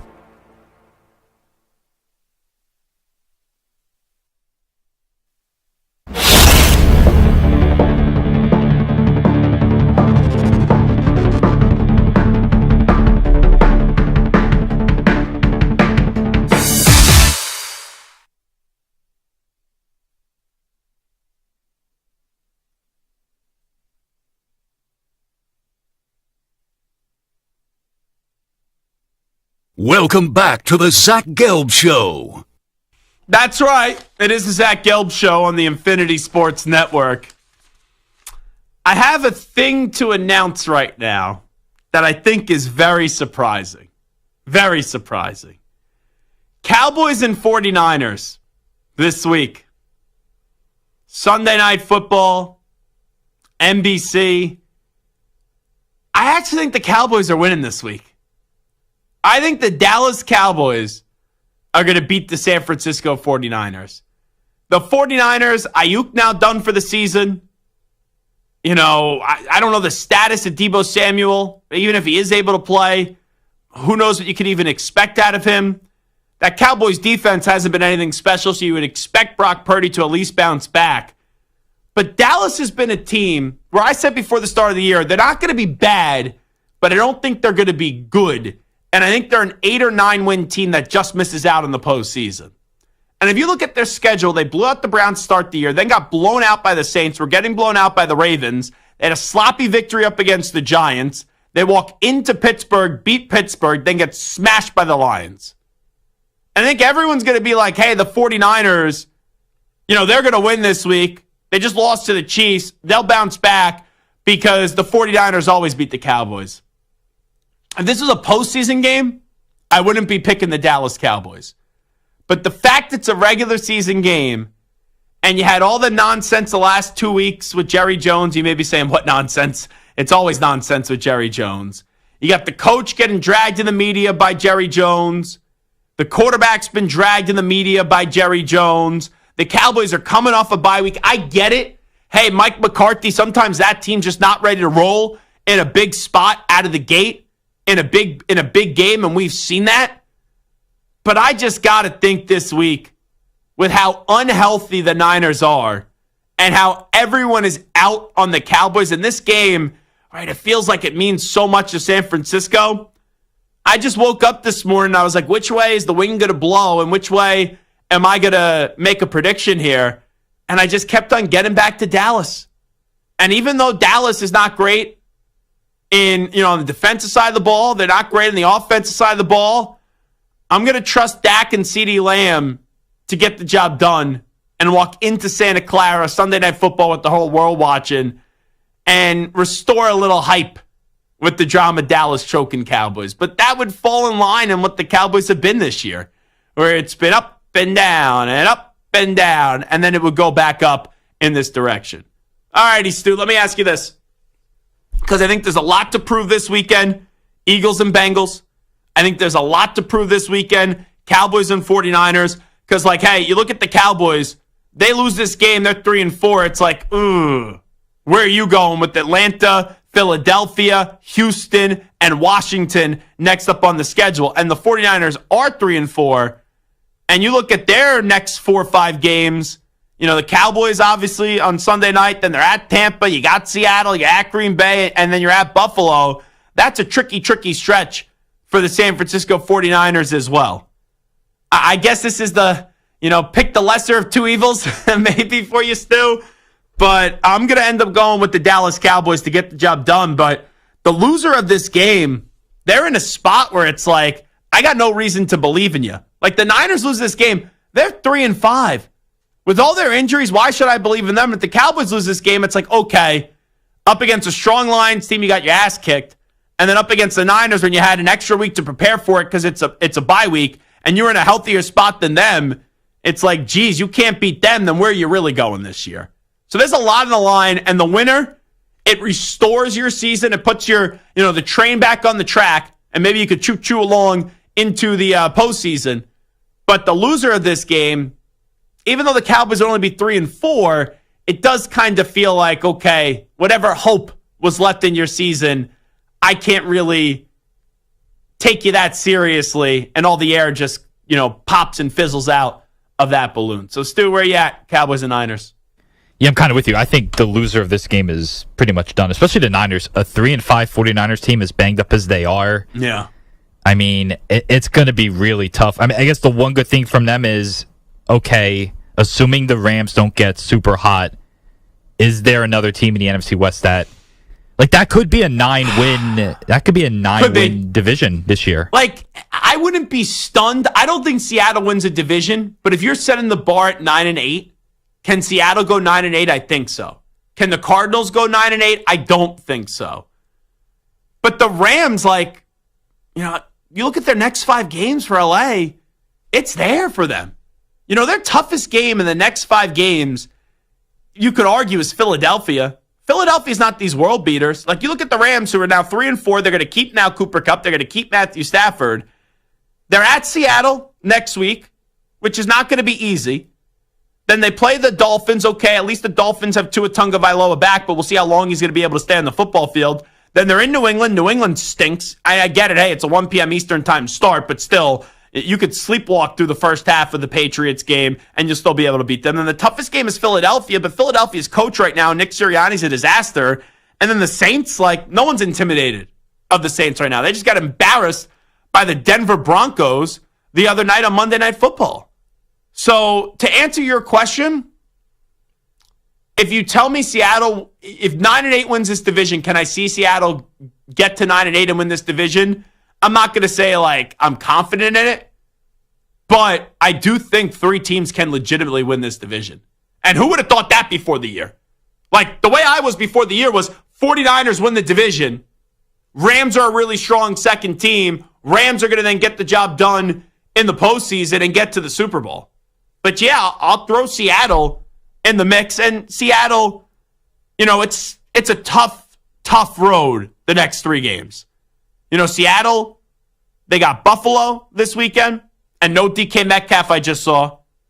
Then they play the Rams, and then they're at the 49ers. So, Seattle's streaky. Win 3 in a row, lose 3 in a row. Now you beat the Falcons. Are you about to enter one of those losing streaks again? So, are you taking Dallas, or are you taking the Niners still? I'm taking Dallas. I just think the 49ers have just way too many injuries. I just have a bad taste in my mouth the way they've kind of played, and I don't think Dallas is this super great team, but I think that at this stage they're better than the Niners. They're just I wouldn't say they're better, but I just think they're an average football team. And I think if you just play an average game, even though you would think you would need a great effort for a team that they've struggled up against, I think average just wins this one. Whichever team's just average. It's not like right now the Cowboys do anything great. And you look at the Niners, we know they could run the football, but it's who are you lining up at wide receiver? And Brock Purdy was, at the Cowboys defense, and that's been a big problem for them. And I know that Spagnuolo is one of the best defenses in the league, and he just has every answer for Brock Purdy. But geez, if the Cowboys can't have a decent effort up against Brock Purdy with the way that he made decisions last week, and I'm not trashing Brock. Brock's a solid quarterback. Oh, geez, it's really bad then in Dallas. And then the Eagles and the Bengals. I think this is the toughest game to predict this weekend. Because you look at Eagles and the Bengals, it's almost like, okay, both of these teams are still getting talked about what they could potentially be. No Dallas Goedert for the Eagles. I saw T. Higgins late popped up on the injury report for the Bengals. But it's the Bengals, they haven't done anything spectacular this year, and they're still 3-4. It's look how we talk about the Rams after last night, and it has a different feel than the way that we talk about the Bengals. You look at the Bengals this year, they lost to New England. Their defense only has an answer for Mahomes, but they still lost that game where they lost by 1. They got, Daniels was unbelievable up against them, and they beat the Panthers, whoop-de-damn-do. Burrow throws for 5 touchdowns, you lose to the Ravens, you barely beat the Giants, and you barely beat a god-awful Cleveland Browns team. It's the Bengals haven't the Bengals' best effort this year was in a loss, if you think about that. Their best 2 efforts were in losses to the Chiefs and the Ravens. So outside of their past, I have no reason to believe in the Bengals. But then you look at the Eagles, they have all this talent, right? They have all this potential. But their head football coach right now, I think, is a disaster. And don't tell me I need to get back on the Philadelphia bandwagon after they beat the Browns and they beat the Giants. So I think there's a lot on the line in this one. I don't trust either of these two football teams. And that's a game for me that is a complete stay-away game this weekend. Like, we'll do NFL picks coming up with Rickie Ricardo at 5:20 p.m. Eastern time today. We'll also preview the World Series with him being the Spanish play-by-play voice of the New York Yankees, and he's also the Spanish play-by-play voice for the Philadelphia Eagles. That Eagles-Bengals game, I think it's going to be sloppy. You know, you have Hurts, you got Burrow, you know, you got A.J. Brown, you got Jamar Chase. But both of those defenses right now, like the Bengals defense outside of playing the Chiefs, they're a disaster. And the Eagles defense is not this wonderful defensive unit. You know, that Kirk Cousins week 2, I was there, drove right down the field on them. You know, the Buccaneers ate them alive. So am I going to go get delirious because the defense showed up against the Browns and the Giants when your quarterbacks are Deshaun Watson and also Daniel Jones? No, I'm not. I'm just not going to do it. Like, Stu, who do you like in that one? I've looked at that game, Eagles and Bengals, and I never have no feel. Like, I always have a feel. I always have a take. I legitimately have no feel, no take on this one, other than it's going to be a sloppy, crazy kind of game. You know, if I had to make a pick, I'll let you go first, and then I'll give you what my pick is if I had to make a pick on this one. Go ahead. Yeah, it does have that kind of feel to it, just a 1 o'clock game at Cincinnati. I kind of think the Eagles, I feel a little better about them even going on the road. I don't love the coach. I don't love the team, but I just feel a little better about them winning this game and, you know, being a team in the NFC that can at least make a little bit of noise. Who's the best player on the field in this one? There's so much talent. Saquon, Jamar Chase, Joe Burrow, you know, A.J. Brown. There's so much talent. Who would you say is the best player on the field in this one? Based on performance this year, I'd say it's Saquon. I would say, based off reputation in the past, it's Joe Burrow. Right. Based off performance this year, I would agree with you at Saquon Barkley. You know what? This comes down to, can Saquon lead the Eagles to victory? And it's, can Joe Burrow lead the Bengals to victory? Because nothing against Hurts, but Saquon has been the Eagles' MVP. And for the Bengals, you know, I can't trust their defense. And even if Burrow has a 5-touchdown performance game, we saw it up against the Ravens, doesn't guarantee you're going to get a victory. I still think the person I trust the most, even though I don't trust either of these teams, I think the person I trust the most still is Joe Burrow. So I will, if you made me pick on this one, if you dragged an opinion out of me on this one, I guess I would take the Cincinnati Bengals laying the 2.5 in this one. But really, like, you lose this game, had the Eagles still alive because the NFC East. You know, I know the Commanders are playing well, but we'll see if Daniel's able to give it a go this weekend up against the Bears. I see he's questionable. But it's like, the loser of this game, it's one of those things like, okay, their goals for both these teams going into the season was to win a Super Bowl. Whoever loses this game doesn't mean they can't make the playoffs, but if you want me to say that they're going to go be a Super Bowl team this year, I don't see how I could go say that for the loser. Because now we're 8 weeks in. You know, if you haven't shown me good enough, consistent football 8 weeks in, the odds of you getting hot down the stretch are slim. I know the Packers did it all those years ago with Rodgers, but it's slim. You usually are what your record says you are this time of the year. All righty, Zach Gelb Show, Infinity Sports Network. Big win for Pat Narduzzi and Pitt last night as they remain undefeated, blowing out Syracuse. One of the all-time bad quarterback performances by Kyle McCord. 5 interceptions in the game, 3 pick sixes in the first half. We'll connect with Pat Narduzzi when we come on back in 5 minutes. Update time first. Here he is, the Act Man, Rich Ackerman. Infinity Sports Network. Sports Flash. Well, the World Series gets underway tonight in L.A. between the Yankees and Dodgers, and it's a matchup of the two biggest markets, two of the biggest payrolls, two of the game's biggest stars, and Yankee manager Aaron Boone said there's a lot of attraction to this matchup. I think this is something that will garner a lot of interest all over the country, all over the world, probably more so than usual. I think everyone can identify with Dodgers, can identify with Yankees, and just what that means worldwide. This is the 12th meeting in the World Series between these two franchises dating back to the Dodgers' time in Brooklyn. Garrett Cole, Jack Flaherty are the starters. Last night's loss for the Vikings was a costly one, with left tackle Christian Darrisaw going down with a knee injury that will require season-ending surgery. Micah Parsons is out on Sunday night against the 49ers because of an ankle injury. Commanders head coach Dan Quinn said Jaden Daniels practiced today and his status for Sunday is still to be determined over the next 48 hours. Tua Tagovailoa cleared concussion protocol.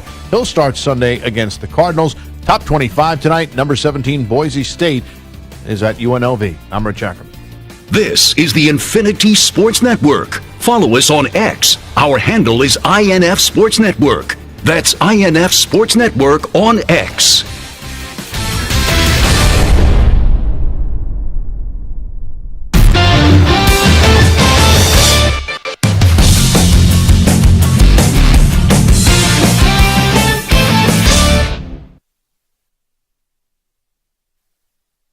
You're in a 5-minute break.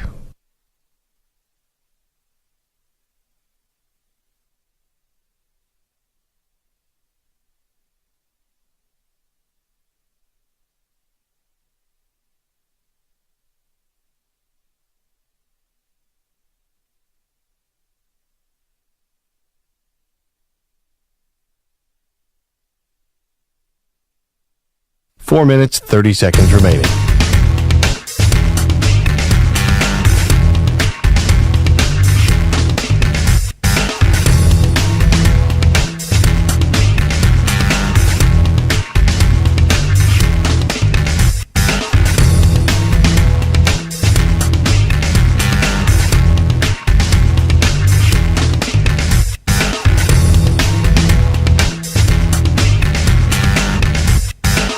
Four minutes remaining.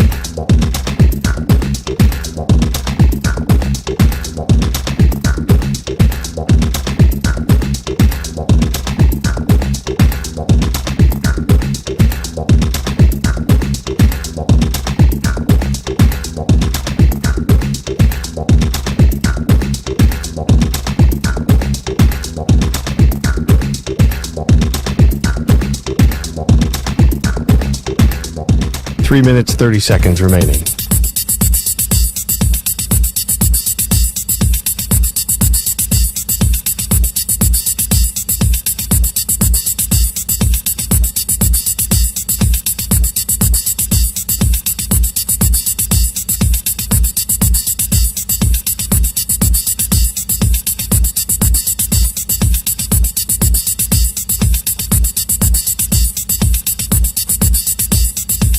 Three minutes remaining.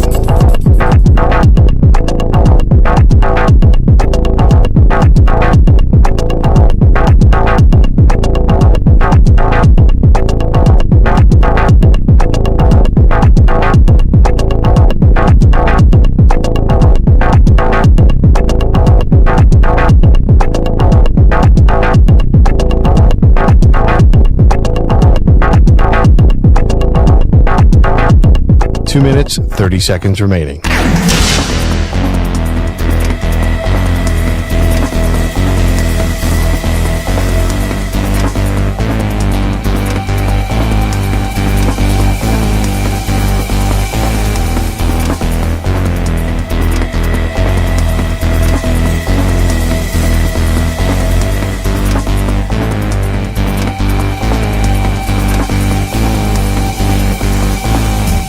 Two minutes remaining.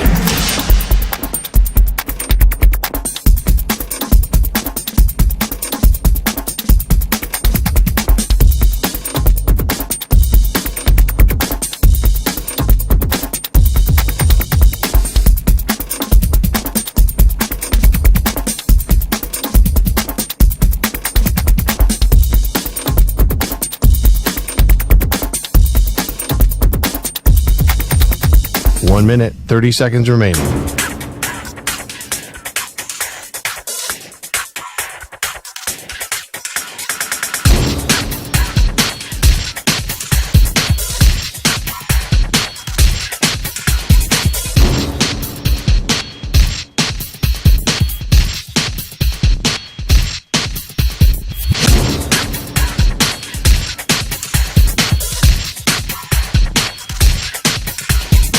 One minute remaining.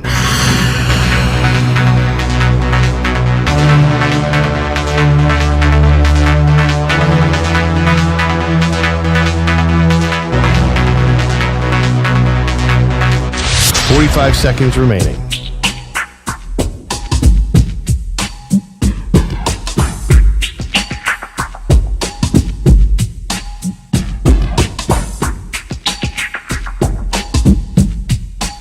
Seconds remaining.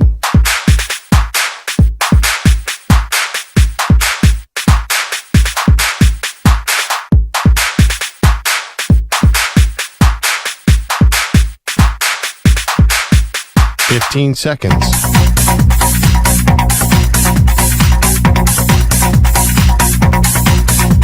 Break ends in 5 seconds.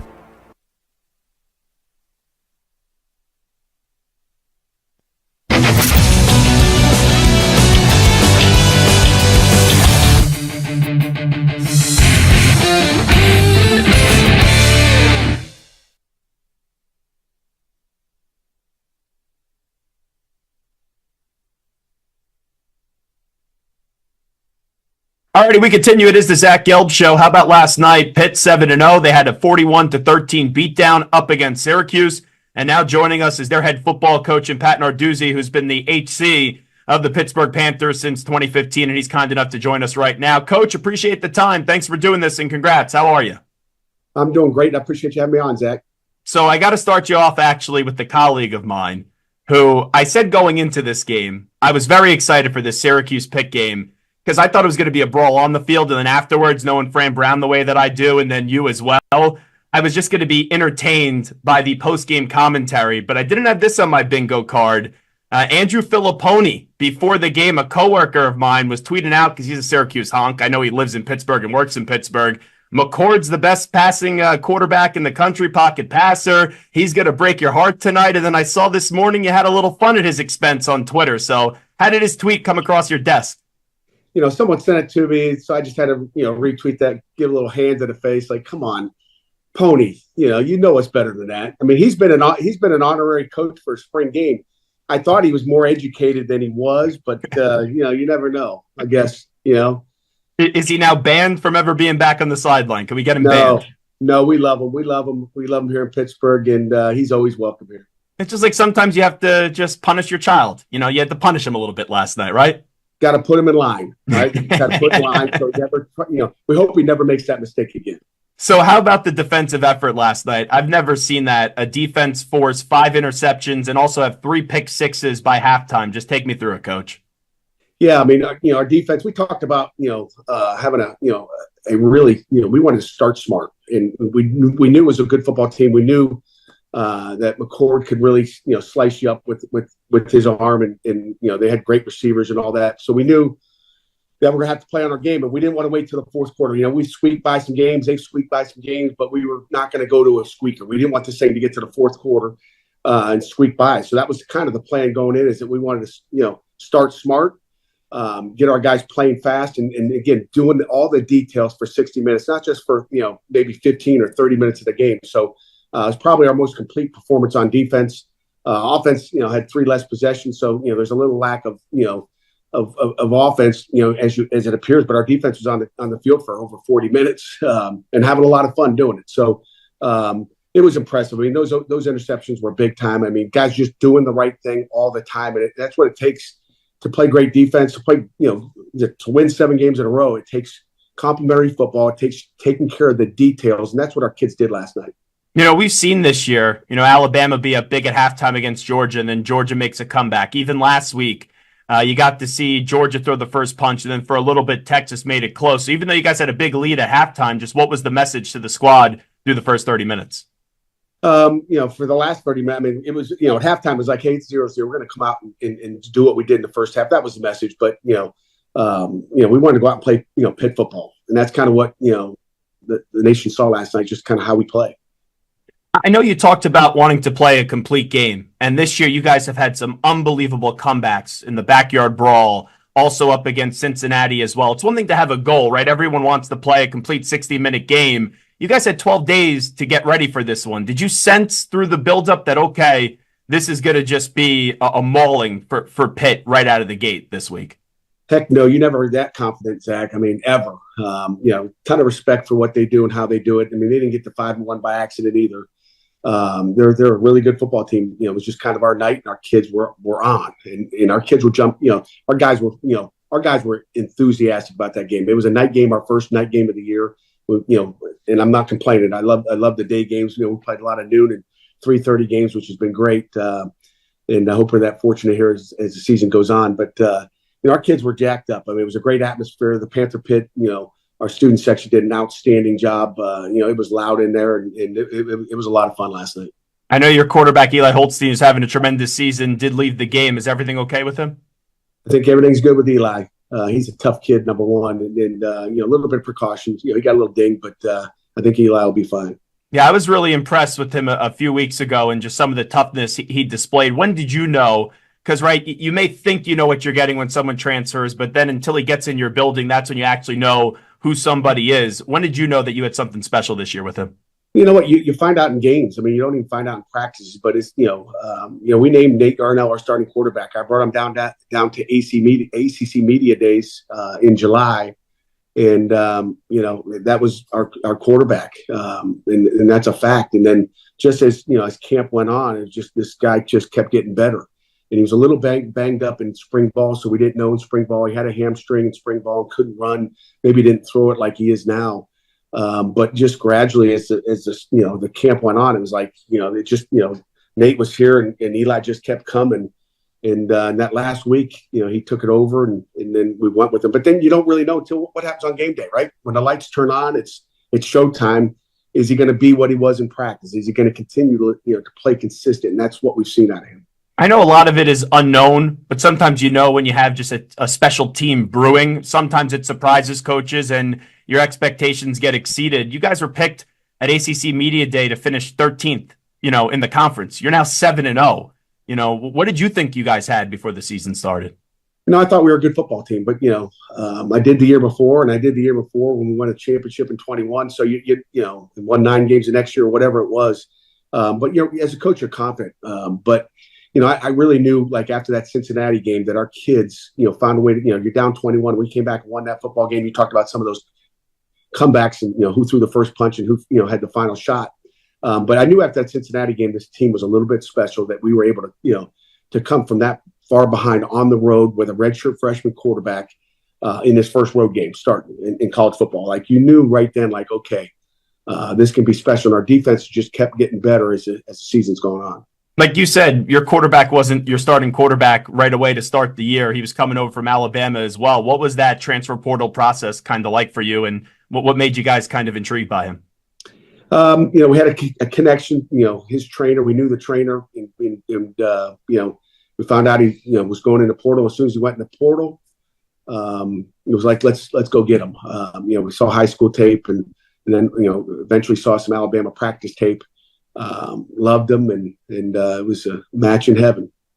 It's always interesting, the portal, because like as a college football fan, and I know your view is probably different, I'm not thinking about the portal right now, but when you have a player like the way that he's playing, I already see the articles, I see the videos, I saw it from the Post-Gazette leading into this game, how does Pat and how does Pitt get Eli to stay at Pitt? Like, what's your answer to that when you have a player who's playing really good football, your program's humming right now, and people are just kind of throwing it out there, hey, because of the nature of the sport, there's a chance he could leave after this year? Yeah, it's always a concern, but, first of all, we're going to take care of Eli, okay? That's the number one thing. We got a new athletic director in Alan Green. We're excited about his opportunity here at Pitt to help us, continue to get better in every avenue. And NIL and what we do that way with the house settlement and all that is going to be critical. But, but besides the money, Zach, again, I've said this a million times, it's not about the money, and, I've turned down a lot of jobs because I'm not worried about money. And I try to educate our guys. It's not about the money, and then sometimes it is, but like you have to be taken care of, but what, happiness is important. And I stayed at Michigan State with Mark D'Antonio for 8 years with plenty of opportunities to leave and stayed. Turned down a lot of money to stay because I was happy. And, the one thing I'd say is, I think Eli's really happy here. And I think that's the first thing. When you have a good culture, you got a good team, and you like where you are and you're having success, you've seen a lot of NFL quarterbacks get traded and have success somewhere else. Okay. You can say he got traded from Alabama to Pitt but then you've seen those other moves that maybe the guys aren't so successful. Ultimately, in the end, you want to have a great long career in the NFL. That's where you're going to make generational monies, generational wealth. And that's what it's all about, is to be a first round, pick like Kenny Pickett was and be set for life. And, Kenny came back for another year, made a great decision, could have, had opportunities to go to Notre Dame. Notre Dame's, calling him. He's not even in the portal. They're calling him. But things like that happening, that's what's going on in college football nowadays. But, Kenny, because of the culture, because of the people and the relationships he built at the University of Pittsburgh, that's why people stay. And to me, if you're treating these kids like your son, like we do, it's not lip service, our team is going to stick together. Coach, always appreciate your passion. It's been a joy to watch your team this year. Once again, congratulations on the victory. Good health and good luck the rest of the way. Hey, we appreciate it, Zach. Thanks for having me on, and hail to Pitt. There he is, Pat Narduzzi joining us. Zach Gelb Show, Infinity Sports Network. Always love when we get to connect with Coach Narduzzi and his energy. He always gives us a good gem of a quote. Hey, when Kenny Pickett was he wasn't even in the portal, Notre Dame was already calling him. I thought that was pretty good. That had me chuckling. So, Stu, I got to ask you a question here. Because you've seen, as a fan of the Las Vegas Raiders, a lot of bad, and I mean really bad, quarterback play. Yes. Kyle McCord last night, in one game, and nothing against Kyle. He's having a good season. It's been a fun redemption story for a little bit, right? Syracuse has exceeded expectations this season so far. They got smacked last night. When you have a new head football coach in there like Fran Brown, you're going to have games where it's like in year one, we just got smacked in the face and we have no clue what hits us. That's just the nature of the sport. But I've never seen a quarterback throw 3 pick sixes, forget in a game, but in the first half. Yeah. 3 in the first half. Pick sixes, 4 total interceptions in the first half, and 5 in the game. How do you dissect that one? Like, you've seen a lot of bad QB play. It's impressive. Yeah, it is impressive. I don't think I've ever seen that. I saw Jamarcus Russell in person against the Giants have 2 fumbles and 1 or 2 interceptions. I thought that was bad, but not 3 pick sixes in a half. That's crazy. That's hard to do. Nico, I know you're a big college football fan. That's as bad as it gets. Yeah, and I've seen John O'Corn play quarterback, so I know all about it. Everyone has that quarterback that you just remember, and you're like, oh my goodness gracious. That was like the worst QB I've ever seen. And you remember those like the memories as if they're just yesterday of just terrible, brutal quarterback play. Okay, it's hour number 2 of the radio program. Hour number 3 is coming up next. We will kick off hour number 3 with a little onside offside. Stu's got some questions for me. I got some answers still to come. Ricardo is going to join us, the Spanish play-by-play voice of the New York Yankees and the Philadelphia Eagles. He'll do NFL picks with us as well. And we got 60 minutes to play. We'll get it going 5 minutes from now.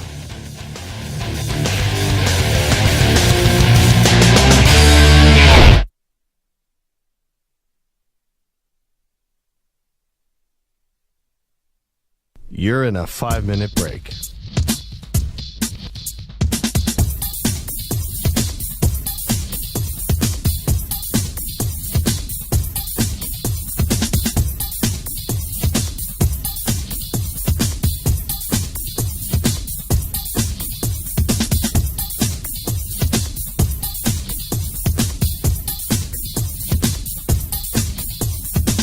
Four minutes, 30 seconds remaining.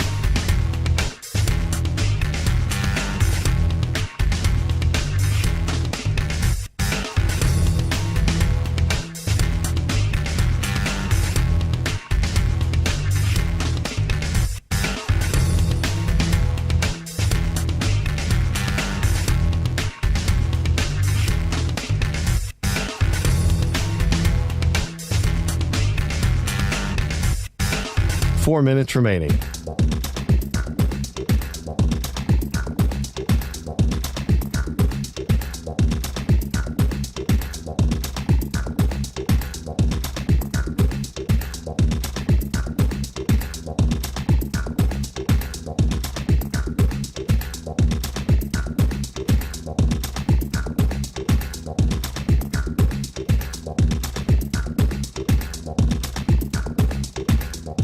3 minutes, 30 seconds remaining.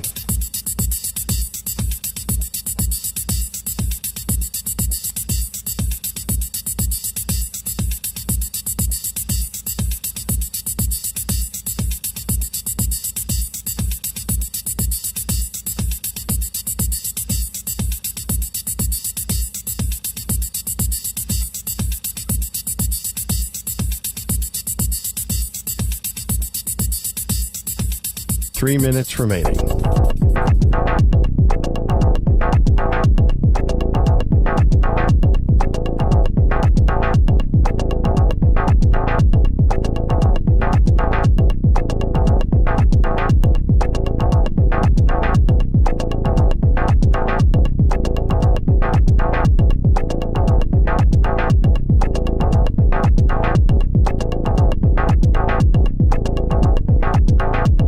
Two minutes, 30 seconds remaining.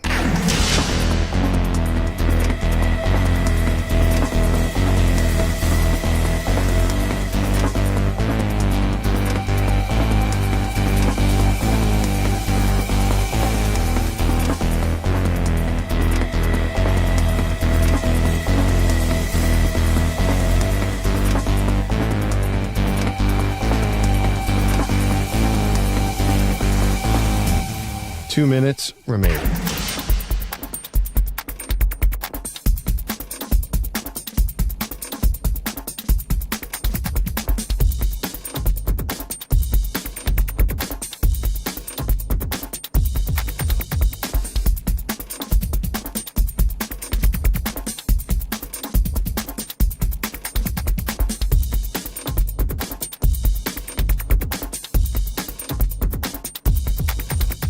One minute, 30 seconds remaining.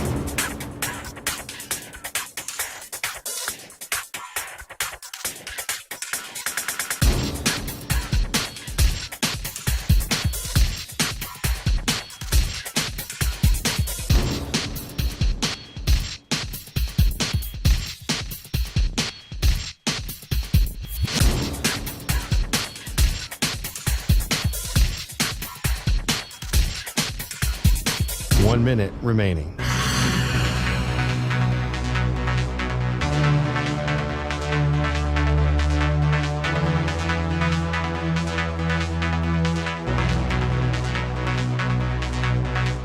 Forty-five seconds remaining.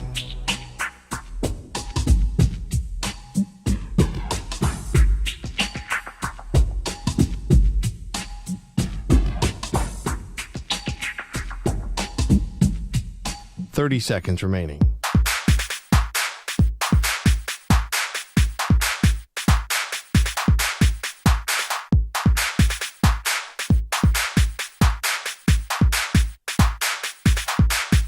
Fifteen seconds.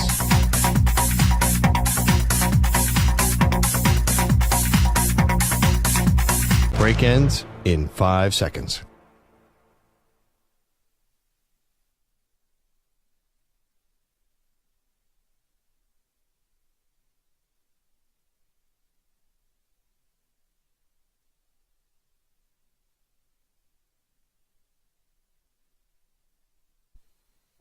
Infinity and beyond. He's live. He's nationwide. This is the Zach Gelb Show.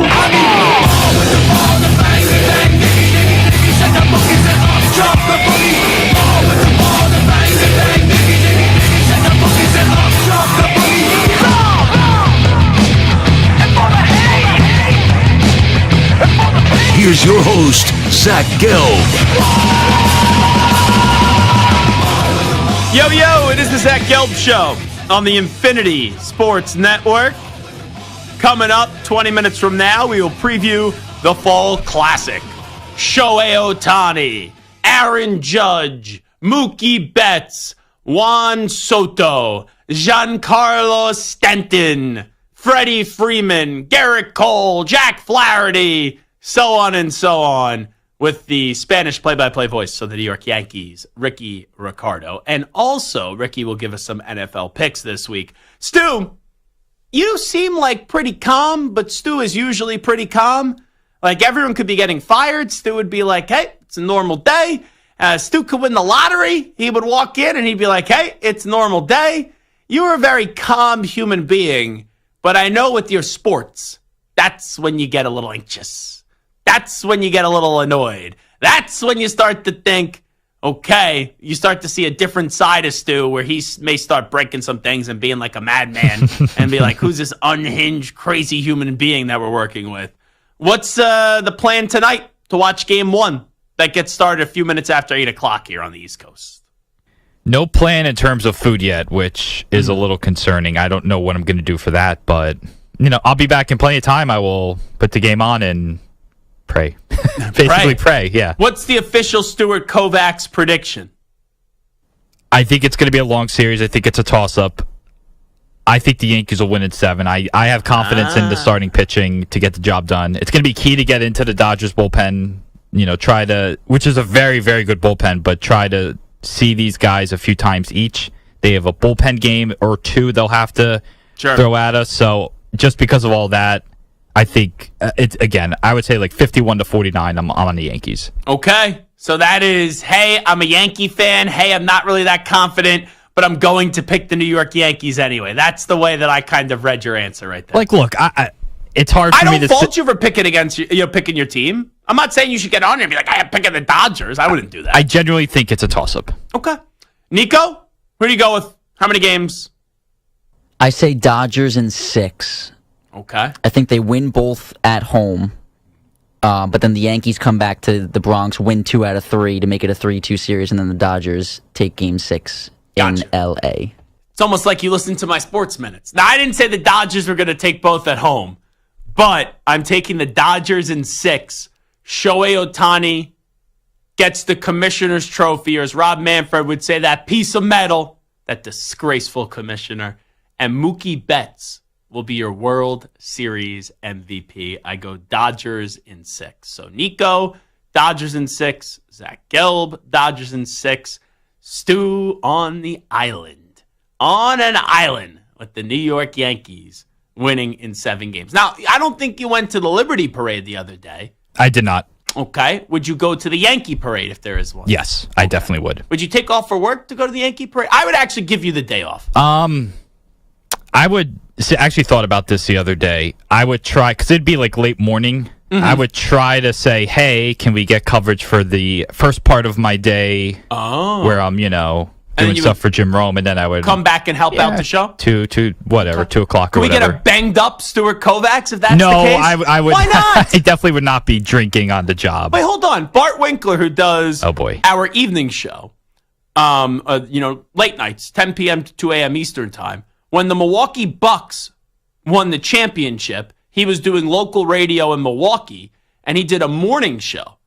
And he went from celebrating, being out at night, drunk as a skunk, came into the office, got an hour of sleep, and then did the show absolutely hammered.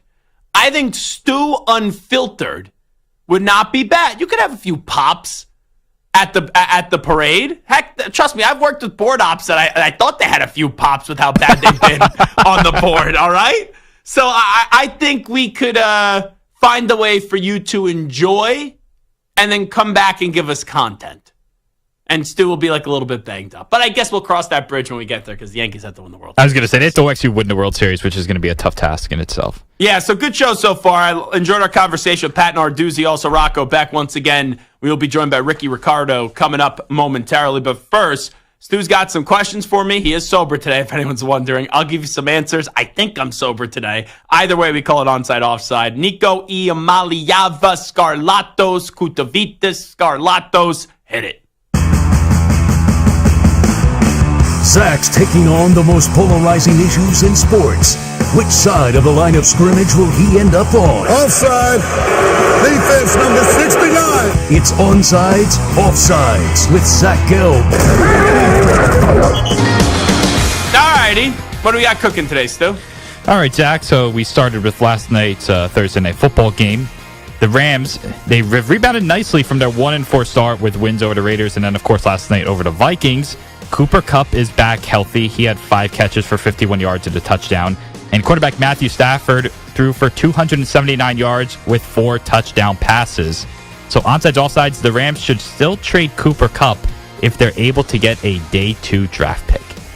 So a second or third round. Second or third, because they do the primetime draft first round, second or third, and then they do 4, 5, 6, 7 on that Saturday now. I'm going offside. The Rams season is back on. The quest to make the postseason, back on. The quest to try to win another Lombardi, back on.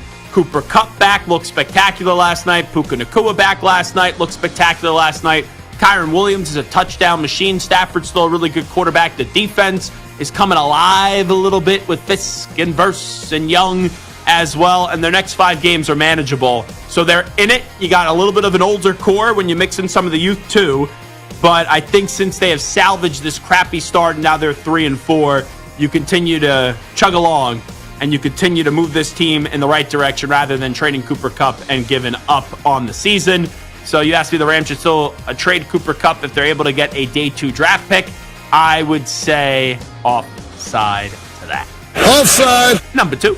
All right, with Andy Dalton out of action after being in a car accident this week, Bryce Young will get the start for the Panthers when they take on the Broncos on Sunday. So onside, offsides, Bryce Young will do enough on Sunday to earn another start. So I was on with Mac and Bone this morning on WFNZ, and I was like, the Panthers, they just got to win one out of these next 3 games. Not that they're going anywhere this year. They stink. But their next 3 games, it's like if you can't win one of those games, yikes, it's going to maybe be your only win of the season was the one that you had up against the Raiders. They played Denver, New Orleans, and the Giants. Then after that, they have a bye week.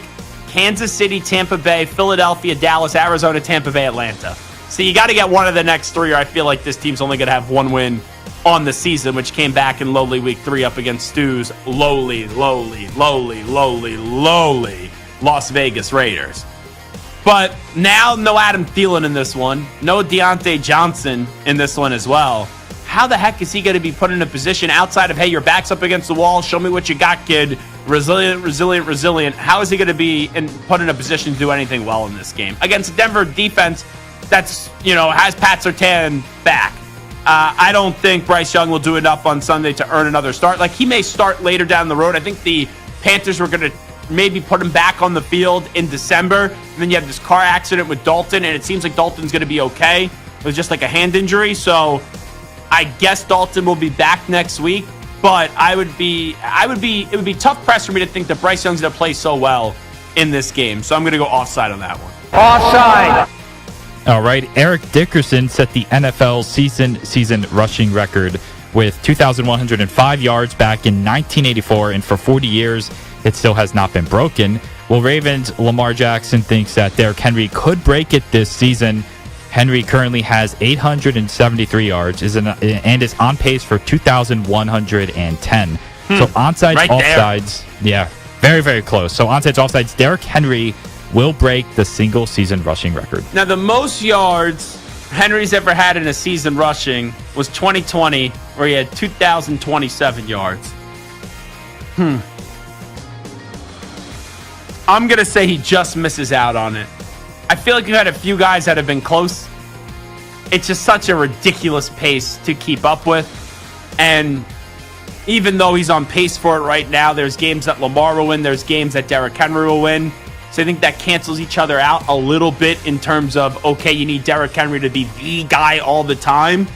So Derrick Henry will break the single season rushing record. I'm going to go offside on that one. He will just slightly miss it. Offside. All right, so sticking kind of with the Ravens here, the NFL decided to fine linebacker Roquan Smith following his hip drop tackle that severely injured Bucs wide receiver Chris Godwin on Monday night. Smith will get a league-mandated fine of $16,833, which he can't appeal. Onsides, offsides, the punishment for a hip drop tackle should be more severe. So I don't think the hip drop tackle should be banned. It's football. Like, I understand that it's a play that could cause an injury, but a lot of plays could cause an injury.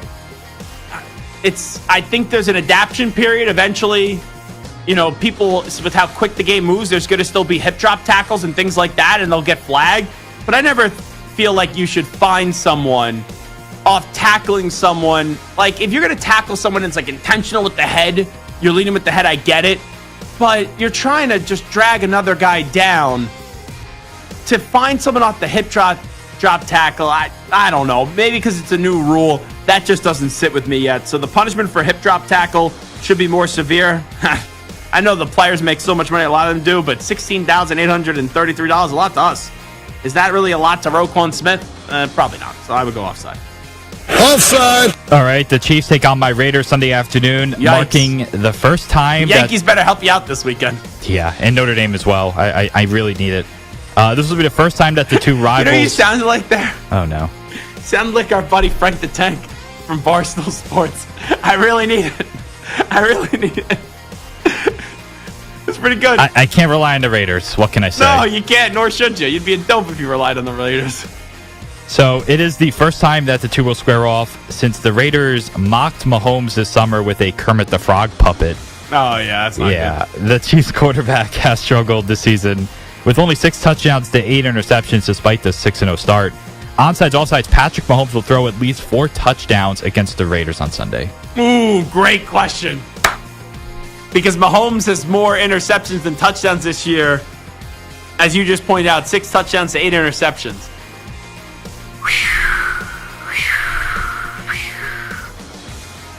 You said at least 4. So 4 or more. I'm going to say he throws 3. And I think I've gone offside for every question right now. So I want to keep that trend continuing. So offside. Offside.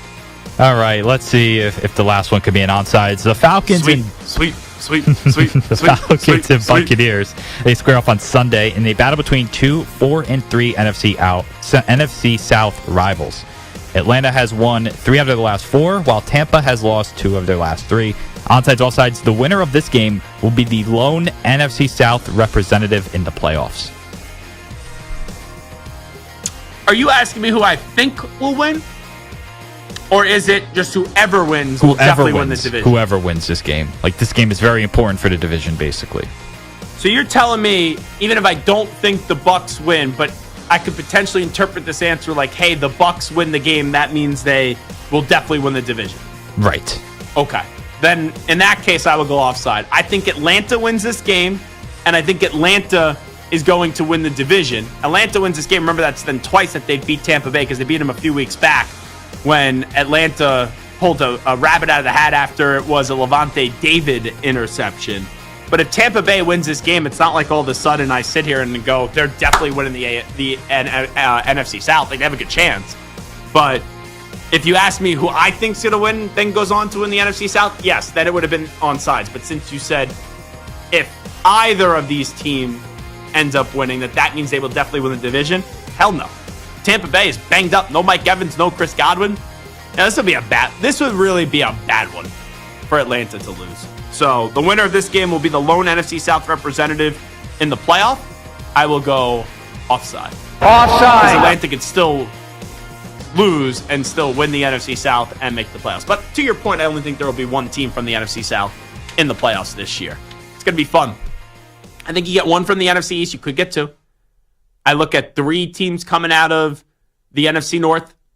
Could be 4, but I think it's going to be 3. South will get 1, and then the West, it's like, okay, if you're giving me 3 from the North, then where do you get the double up? Is the double up in the East or is the double up in the West? I think it's going to be a fun conversation to see the rest of the way. But I can't envision Minnesota, the Packers, and the Lions not making the playoffs. So that's 3, 2 division winners, 2 wild cards. Then, whoever wins the NFC East, whoever wins the NFC South. So you're sitting there, and also whoever wins the NFC West. And then after that, it's like, okay, does the second place team in the East or the second place team in the West, or could it be the second place team in the NFC South or the 4th place team in the NFC North? Those are all the possibilities right there. On the Zach Gelb Show, we sometimes miss things, but when we don't miss things, we don't miss things. Understood? Does that make sense? I think so. Okay, we'll take a break. Good deal. Rickie Ricardo joins us next. We'll preview the World Series with the Spanish play-by-play voice of the New York Yankees. And also, Rickie Ricardo will be giving us 3 NFL picks against the spread. You're in a 5-minute break.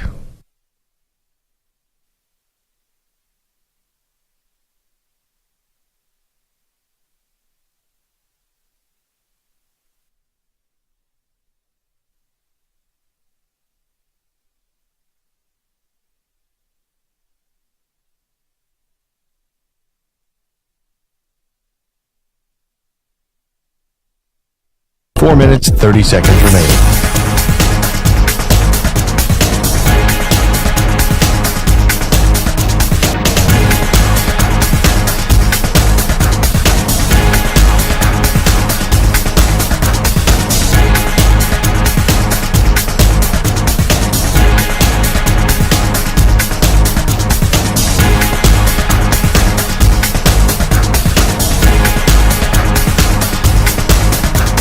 4 minutes remaining.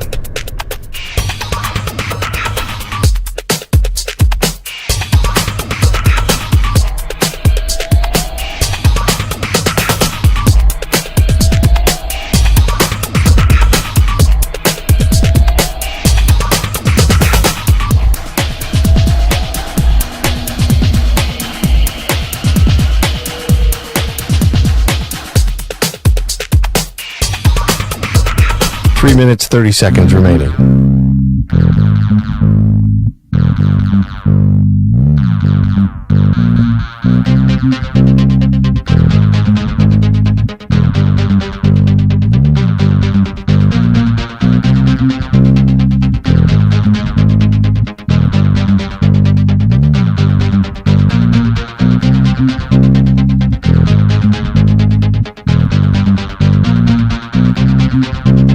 Three minutes remaining.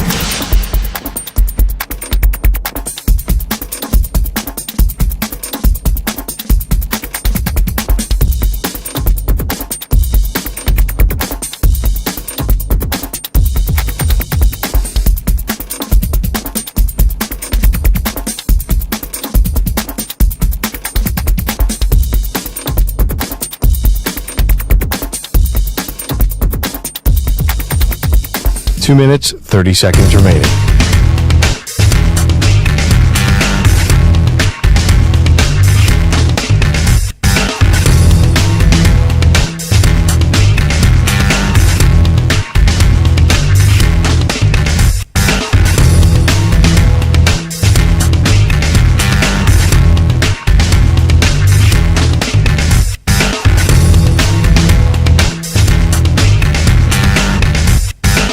Two minutes remaining.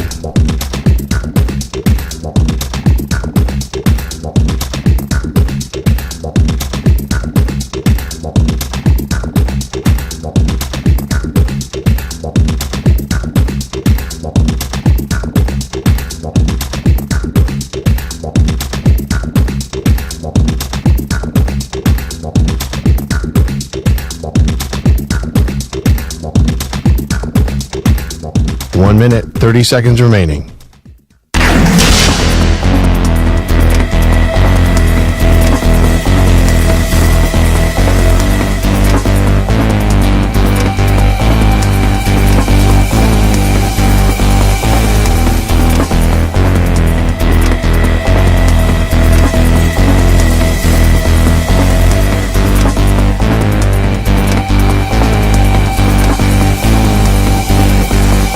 One minute remaining.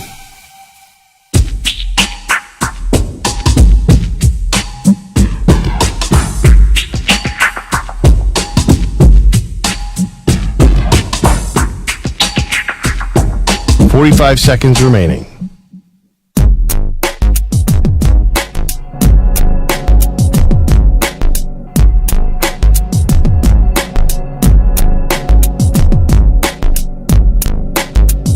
Thirty seconds remaining.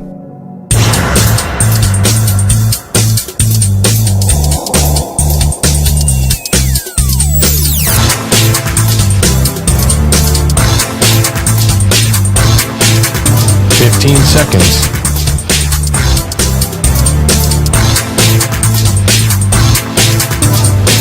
Break ends in 5 seconds.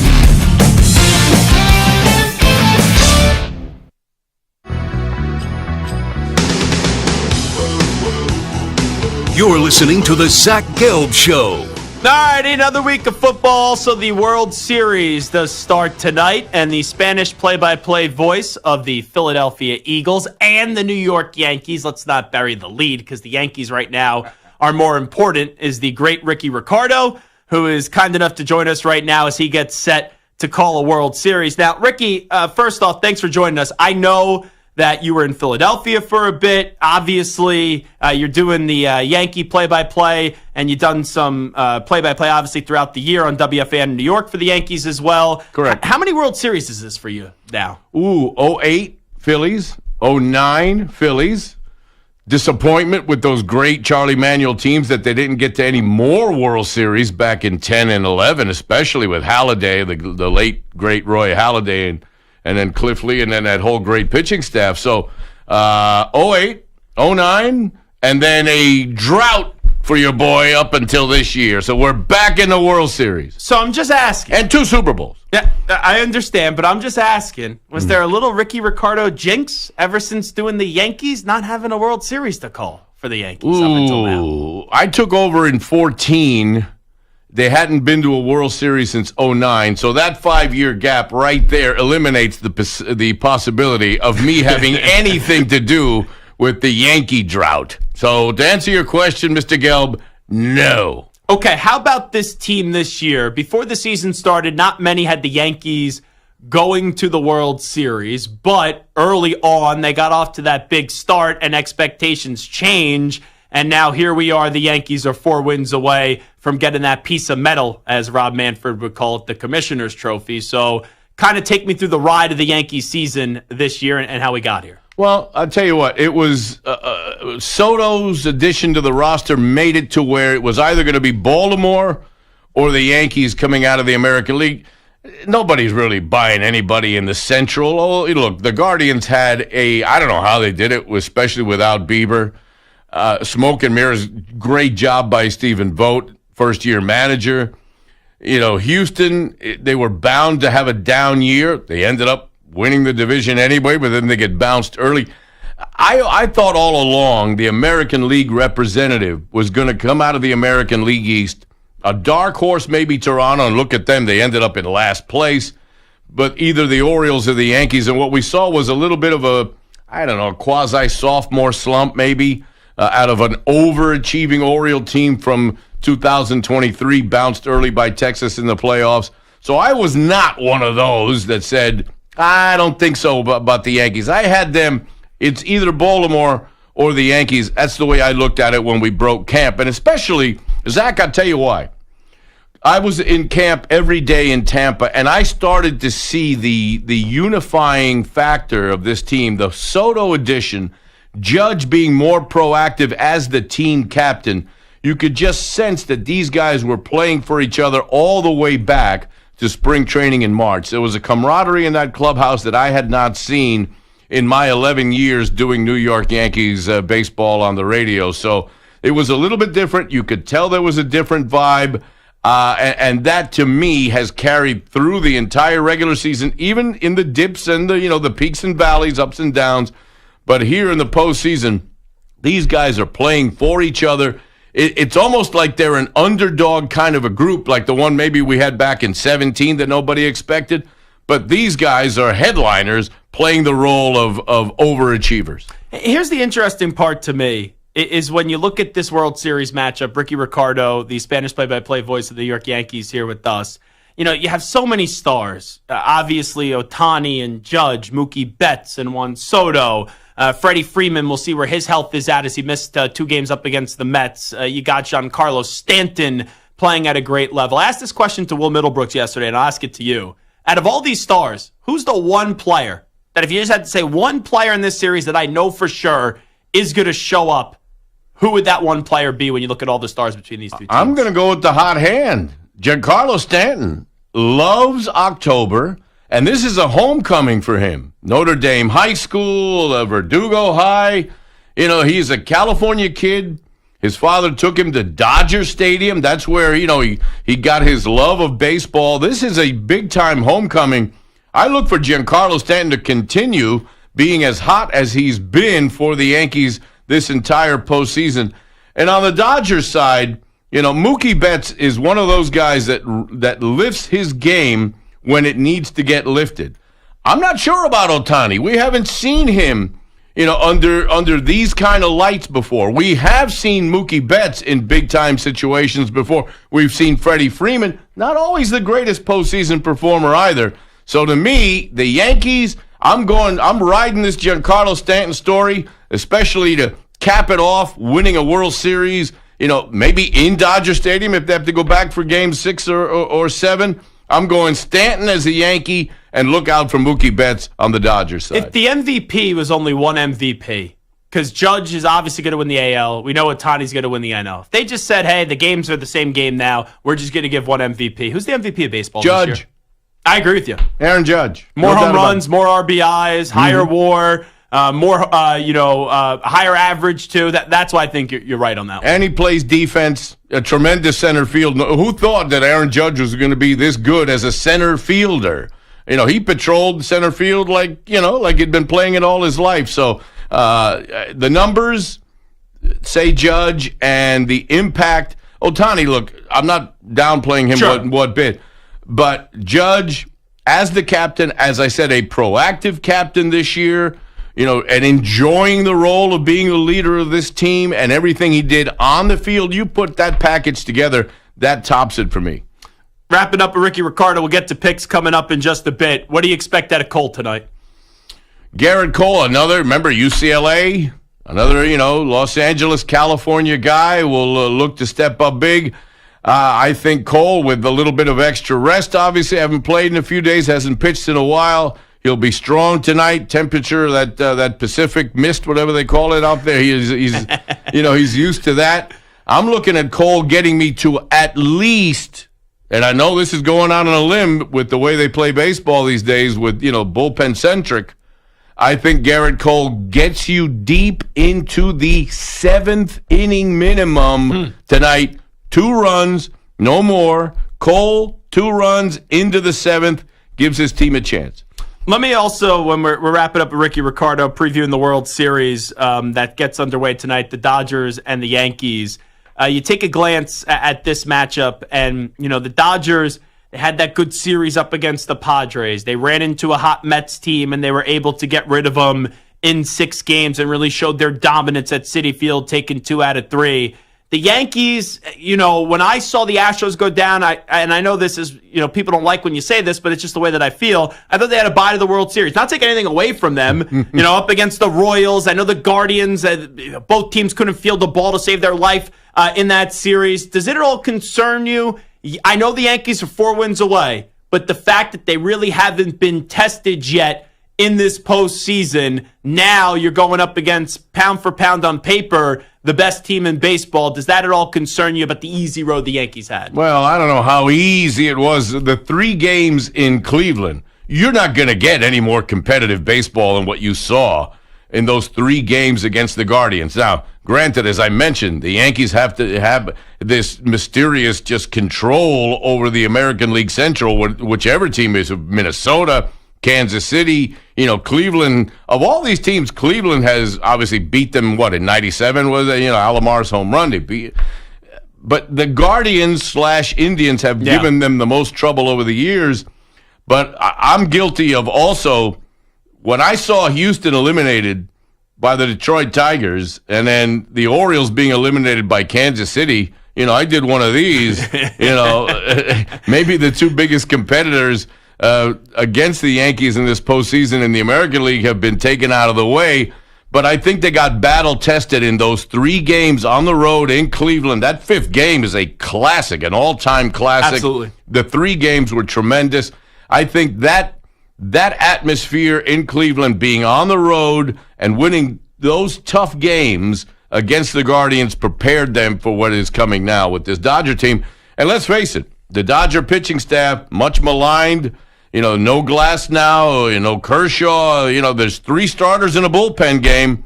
I think the Yankees have the edge there. Okay, Soto, this has become a big story, and I feel like it's a lot of fun between the Met and the Yankee fan. Soto, next year, where's the percentages that he's back with the Bronx Bombers? in my opinion, it's 99.9% that he comes back.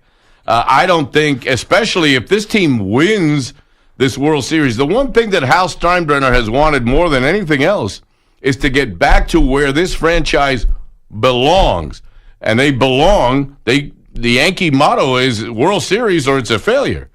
Getting back to the World Series and not being outbid by the competitor across town, I think that's enough right there. And especially if they win this thing, then it might be a bidding war between Steve Cohen and the Steinbrenner family. I don't think the Yankees let him get away. All righty, Nico, hit the NFL music. Let's get to picks right now. It's time for NFL Picks on the Zach Gelb Show. All righty, the Spanish play-by-play voice of the New York Yankees, Ricardo, is here. Ricky is also the Spanish play-by-play voice of the Philadelphia Eagles, where he does have a Super Bowl ring. Yes. Do you not wear the Super Bowl ring today because you're doing the World Series? Correct. And I have an NFC Championship ring also. Yeah. There's plenty of jewelry in the Ricardo house. Do you kind of just throw that in the trash, the championship game Actually, ring? it's more comfortable to wear than the Super Bowl ring. It's just too big. Little more low-key on that one. All righty, I'll start things off. I'll give you my first pick here. I'm going to take the Green Bay Packers going up against someone for a reason why you have a Super Bowl ring, Doug Peterson. I think it's getting late for Doug Peterson with the Jacksonville Jaguars. I know they're home. They're a 4.5-point favorite. I like Green Bay to continue to keep things rolling along after that big victory up against the Texans. Give me the Packers laying 4.5 in Duval. All right. I'm going to go to Vegas for more than one reason. Maybe that's where I put down my bets. But I think the Las Vegas Raiders and the Kansas City Chiefs giving up 9.5. I'm going with the Raiders in this game. There's something about this rivalry. This rivalry is much old. There was no Zach Gelb, okay? There was a very young Rickie Ricardo when the Chiefs and Raiders would battle out as one of the greatest rivalries of the AFL / into the AFC after the merger. 9.5, way too much in Vegas. Give me the Raiders over the Chiefs. All righty, a little upset pick there for Rickie Ricardo, plus in the points there with the Raiders. All righty, Bills and Seahawks. No DK Metcalf in this one. I'm going to go with the favorite. It's a 3-point favorite. I'm going to trust that connection of Amari Cooper and Josh Allen open things up, and you continue to see Keon Coleman take those steps. James Cook at the running back position. I think the Bills have too much talent. The Bills have the better quarterback. Give me Buffalo laying 3 up against the Seahawks. Pick number 2, Rickie Ricardo. I'm going into SoFi Stadium. How far is SoFi from that new place they play basketball? Is that right there in the... I'm not sure. Are they close? They're both in Inglewood, right? I think they're... I know SoFi is in Inglewood. The Intuit Dome is also in. Yeah. Okay. Well, you missed the geography. You go around the country more than I do. Well, all right. I'm going into SoFi, a Saints team that looked unbeatable the first couple of weeks. The Eagles, I went in there with them into the Superdome. The Eagles brought them back down to earth a little bit.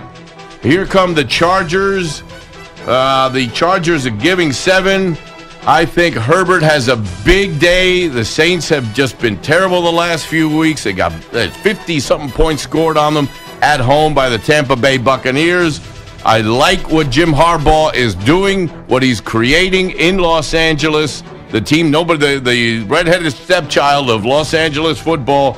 Give me the L.A. used to be San Diego Chargers +7 over the New Orleans Saints. 1.5 miles is the difference between the two stadiums. All right. So I it's just right looked there. it up. Okay. All righty, for my final pick here, I'm thinking between 2 games here. I'm looking at the Lions. They go up against Tennessee. The Lions are an 11-point favorite. That's a big spread. And then I look at the Cowboys and the 49ers. I'm deemed to be a Dallas Cowboys hater. I think I'm just a realist with the drama Dallas choking Cowboys. But I do kind of think the Cowboys are alive this week up against the Niners. The Niners are laying 4.5. So do I take the points with the Cowboys, or do I just lay the number with the Lions, especially when Tennessee just traded DeAndre Hopkins? Do I trust Dan Campbell? Do I trust Mike McCarthy? Do I trust Jared Goff? Do I trust Dak Prescott? Do I trust Jahmyr Gibbs, or do I trust Ezekiel Elliott? You know what? It's a fat number. It's a no-brainer, dude. I'll take a bite out of this number. Give me the Lions laying 11. Final pick for our guy, Ricardo. Raymond James Stadium, Dale Mabry Boulevard, Tampa, Florida. My backyard. I live there in the off-season. Fire the cannon. Buccaneers, 2.5, getting 2.5 at home. I get it, no Mike Evans. I get it, no Chris Godwin. 3 weeks ago, they pulled one out of the hat, did the Atlanta Falcons in the Mercedes-Benz Superdome. I think this week it's low scoring. Give me the under, and give me the Bucs on the 2.5 points. Tampa with double tight ends. They will change their offensive attack. They'll run the football. Low scoring. Tampa Bay getting 2.5 at home against the Atlanta Falcons. Shoot the cannon, Zach Gelb. Buccaneers over Atlanta. Hire the Hennons. Hire the Hennons. Hire the Hennons. All right, before we let you run, Ricardo, we could fade down the music. I need a Ricardo preview call. I'll give you the scenario. Giancarlo Stanton up tonight. Top of the ninth. A runner on first and second. They're down 2. And he hits a 3-run home run. Here comes the pitch. El lanzamiento de Bruce Starr. Yeah, hold on. Wait a minute. I'm warming up. I even have the English on us. Huh? You want English or Spanish? Spanish, of course. I don't want to hear. I hear Aquí enough viene people el talk English. lanzamiento de Bruce Starr Graterol. Graterol que tira a 100 millas por hora. Viene. Swing de Stanton. Ahí va el batazo profundo por el jardín izquierdo. Olvídala. Esa se va y se fue. Una Stantonelada para Giancarlo Stanton. Yankees adelante 5-2. What was that? Fue. It's gone. Oh, it's just fue? Se fue. Se fue. There you go. I love that. That's pretty good. And it's a Stantonelada, which in Spanish means he hit it a ton. Ton. That's a little bit better than Giancarlo Dosi Puesto Parla. Yeah, I still haven't figured that one out yet. He is the Spanish play-by-play voice of the New York Yankees. He is Ricardo. Ricky, thanks for doing this. Enjoy the World Series. Anytime. All righty, let's get the latest update. Here's the Act Man, Rich Ackerman.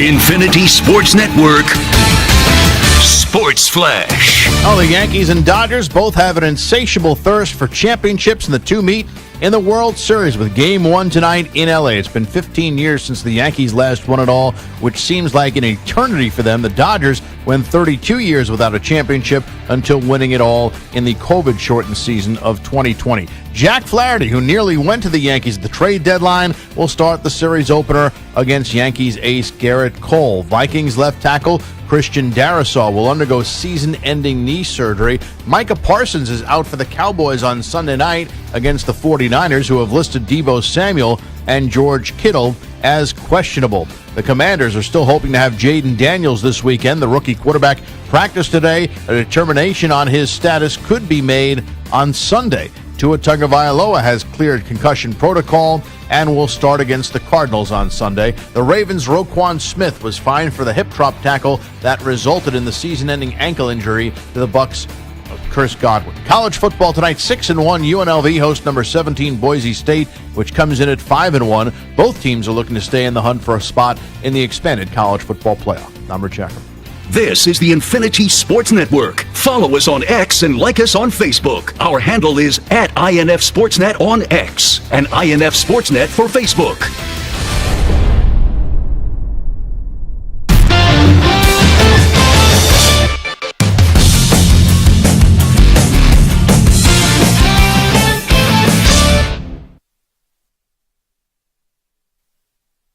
You're in a 5-minute break.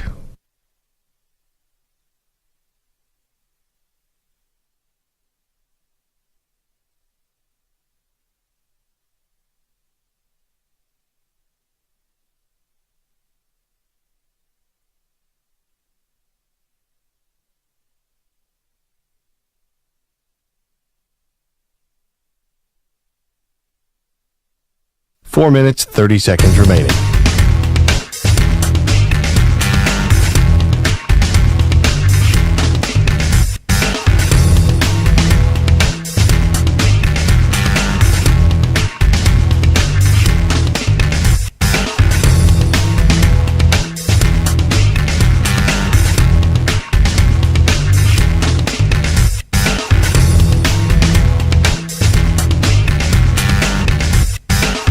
4 minutes remaining.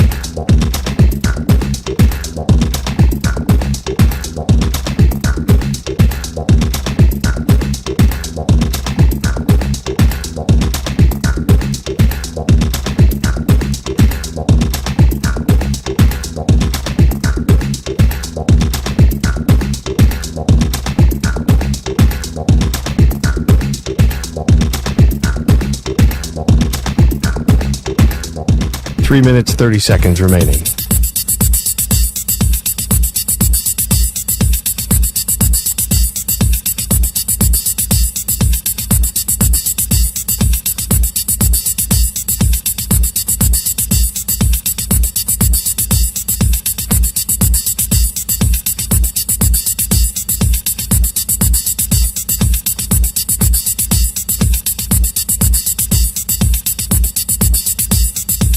Three minutes remaining.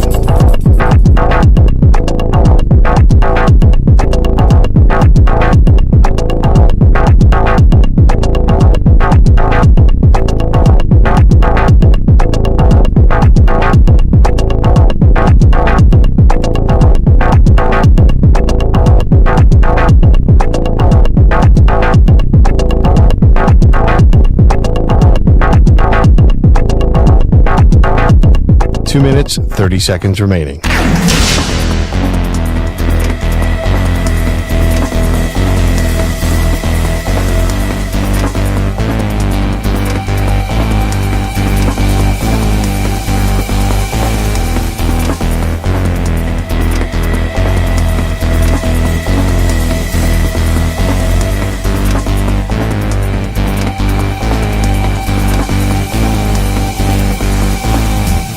Two minutes remaining.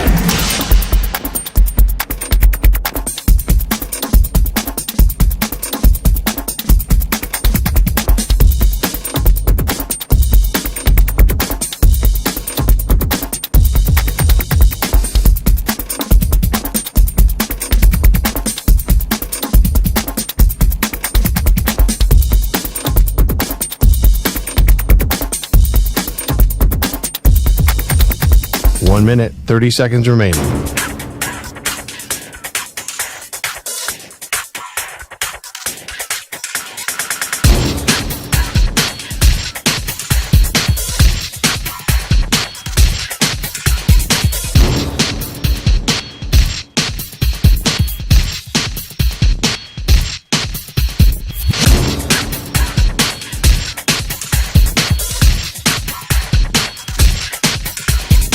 One minute remaining.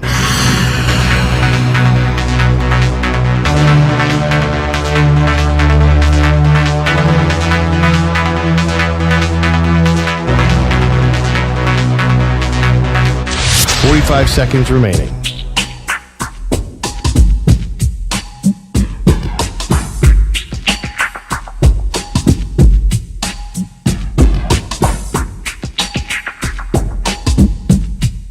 Thirty seconds remaining.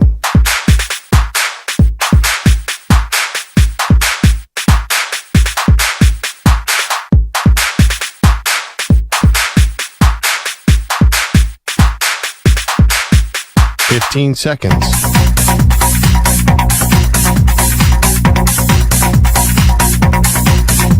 Break ends in 5 seconds.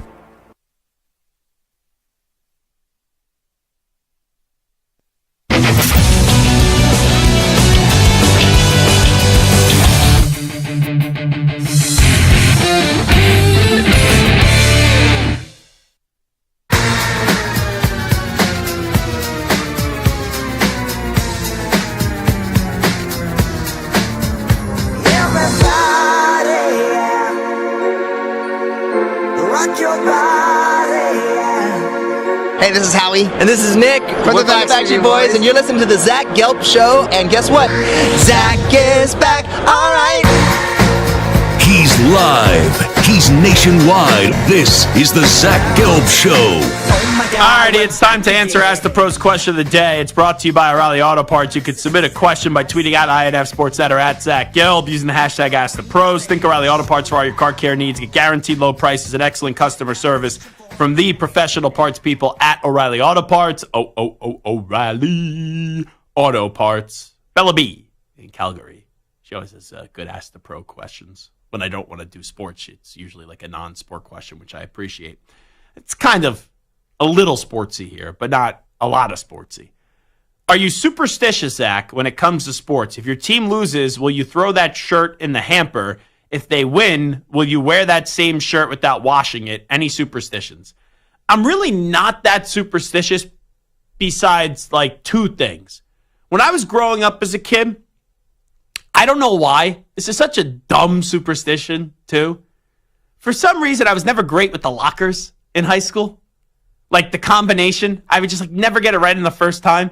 And if there was a big game, I would walk up to it. I'd be like, hey, if I get the locker combination right in the first try, my team's going to win.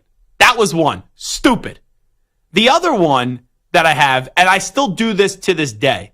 I'm talking about when I'm watching. You know, you can't do this if you were playing. I give myself 3 times in a game. If it's like a big at-bat, a big drive, like a potential defensive stand, where I will hold my breath. Like when the play starts, or right, like 10 seconds before the pitch is thrown, or 10 seconds before the ball snap, I will hold my breath in. And I will not exhale until the play is over. And in my dumb mind, I think I impact the game that way. And during this Mets run, when the Mets last won the World Series, there was a lady who would sit behind home plate and she would roll her hands. For some reason, I did that when Francisco Lindor was up against the Phillies and he hit a grand slam. So I know it sounds like I'm superstitious off those 3 things, but I'm not like, oh, I need to wear this jersey. I said like last week when I was going to the Met game, oh, I'm wearing a jersey one night, so I won't wear it the next night. And someone was like, dude, if they win, you gotta wear that jersey. Like from a hygiene standpoint, that's disgusting. Like when I played football, there would be people that if we won, they would not wash their jersey, their pants, anything. You have a jock strap, like nothing would get washed. I'm not going to say the person's name, but there was a teammate of mine in high school who would not wash his jersey. I'm like, we look like crap going on the field. Your jersey, and he played like your jersey's dirty. You could wash it, but would wear the same undershirt as well. Nico, you play any sports? In high school, I did. Yeah. What sports? Baseball. Yeah. Let me see. Nico. Shortstop? No, you're too tall. Left field? No. Second base? No. Pitcher? No. Okay. What's your point? To give you a hint, I'm on the infield and I'm left-handed. First base? Yeah. Okay. You're a first baseman? I feel like you gotta be a little broader to be a first baseman. How are you hitting the baseball? So in my senior year, my average was .333, but I had 0 extra base hits, all singles. So you were a weak hitting first baseman? Yeah. That's not like, I expect someone that's going to hit like 45 home runs or something like that, not just be a singles hitter. It's like a John Over type of player. It's kind of weak. Weak. It'd be like if they put David Eckstein at first base or something. Stu, any superstitions? Yeah, when I was young, not now, but when I was... Wait, Nico, were you superstitious? I feel like you were. I could see you being nervous, a nervous Nelly. As a player, that's way too much. But like in terms of like wearing the same jersey as a fan, oh yeah, like if I go like to 3 Islander games and they win the first 2, I'm wearing that same jersey all 3 games. If they win 3 games in a row, the Islanders, it could be a special season for that team. All right, Stu. Not anymore, but when I was younger, like I'd have to wear the jersey, and it'd have to be the right jersey, right? Like if the Raiders were home, I'd have to wear like my black home Rich Gannon jersey. Oh, I remember this about you. Yeah. You were sick that way. Like if the team was at home, you'd have to wear a home jersey. Yes. But if they're on the road, you would wear a road jersey. Right. So let me ask you a question. If that was still a thing to this day, what would you do with one of these like Color Rush or like the throwback games or an alternate? Like would you have that? I'd have to buy it. Oh my God. There wouldn't be a choice. So would you look at the schedule way in advance? Like, for example, if you knew, hey, they were wearing the alternate jersey, like the 6th week of the season, if that was announced, would that be something that you would have like planned out? Yeah, it would be more interesting because the Yankees only have the 2 jerseys. The Raiders only really have the 2 jerseys. It was the Lakers they would have like the alternate jerseys here and there. Do you have those disgusting? How do you describe them? They're the T-shirt jerseys that they wear in the NBA. This was when I was much younger than that. Okay. Yeah. No, I luckily I would not buy one of those. No. Yeah, I feel like when you're younger, there's a lot of superstitions. But then, if players, I've talked to baseball players. They're like, if we're on a hot streak and there's a toll lane that I've been driving through to get to the stadium, you bet you know what? I am driving through that toll lane at that time almost every day until the hot streak does go away. So there's a supersticious question right there. I did see Jaden Daniels is questionable. I hope he plays this weekend. You get Caleb Williams against Jaden Daniels. Even if he's not 100%, I get why, if I'm a fan of the Commanders, why you may not want him to play, because you're alive, obviously, to go win the division. You got off to a really good start. This is a marathon, not a sprint, but selfishly, as a football fan, imagine getting to see Daniels against Williams this weekend. And then if it's Williams against Mariota, which I know, as the commissioner Rod Goodell used to call him, Marcus Mariotto. If Marcus Mariotto, who used to actually be a former second overall pick, if that was Marcus Mariotto in terms of what his career panned out to be, then yeah, I'd be excited to see Mariotto up against Caleb Williams. But now with Marcus Mariota being a backup in this league, yeah, I would be disappointed as a fan, selfishly, if we don't get to see Jaden Daniels up against Caleb Williams. And that has been fun. Jaden Daniels has been awesome to start the year. Caleb Williams got off to a little bit of a slow start, which is crazy. It was 2 games. And now he's buzzing, really buzzing at the quarterback position. So I hope for football fans, even though it may not be best for the long-term future of the Commanders, that we get to see Jaden Daniels up against Caleb Williams this weekend. Okay. That's all the time we got today. It is a Zach Gelb Show on the Infinity Sports Network. I'd like to thank Nico Kudavidas, Iamaliava, Scarlatos. That was a lot. I had to slow that down a lot today. Also, Stuart Kovacs Jr.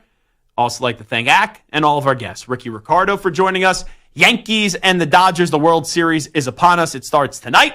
I got the Los Angeles Dodgers winning in 6 games. Also like to thank Pat Narduzzi for joining us, the head football coach at Pitt. Always enjoy when we get to carve out a few minutes with him. Pitt, big victory last night up against Syracuse. Just blew him out and embarrassed Kyle McCord. 5 interceptions, 3 pick sixes. 3 pick sixes in the first half.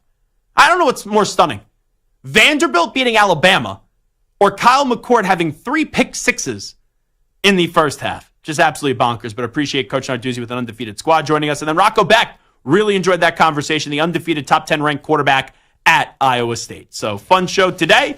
You could listen to me tomorrow. We'll see if I'm in a good mood depending on the delivery that's going on down with the mattress company, but I'll be on WFAN locally in New York, 9 a.m. to 9:30. Quick 30 minutes of radio. And then on Sunday, we are here for Sunday morning football, 10 a.m. Eastern time, all things college football from 10 to 11 and 11 to 12 on the East Coast. We do all things NFL, get you busy, set for a busy week 8. And then back on Monday for the Zach Gelb Show. We out. Bye-bye. Peace.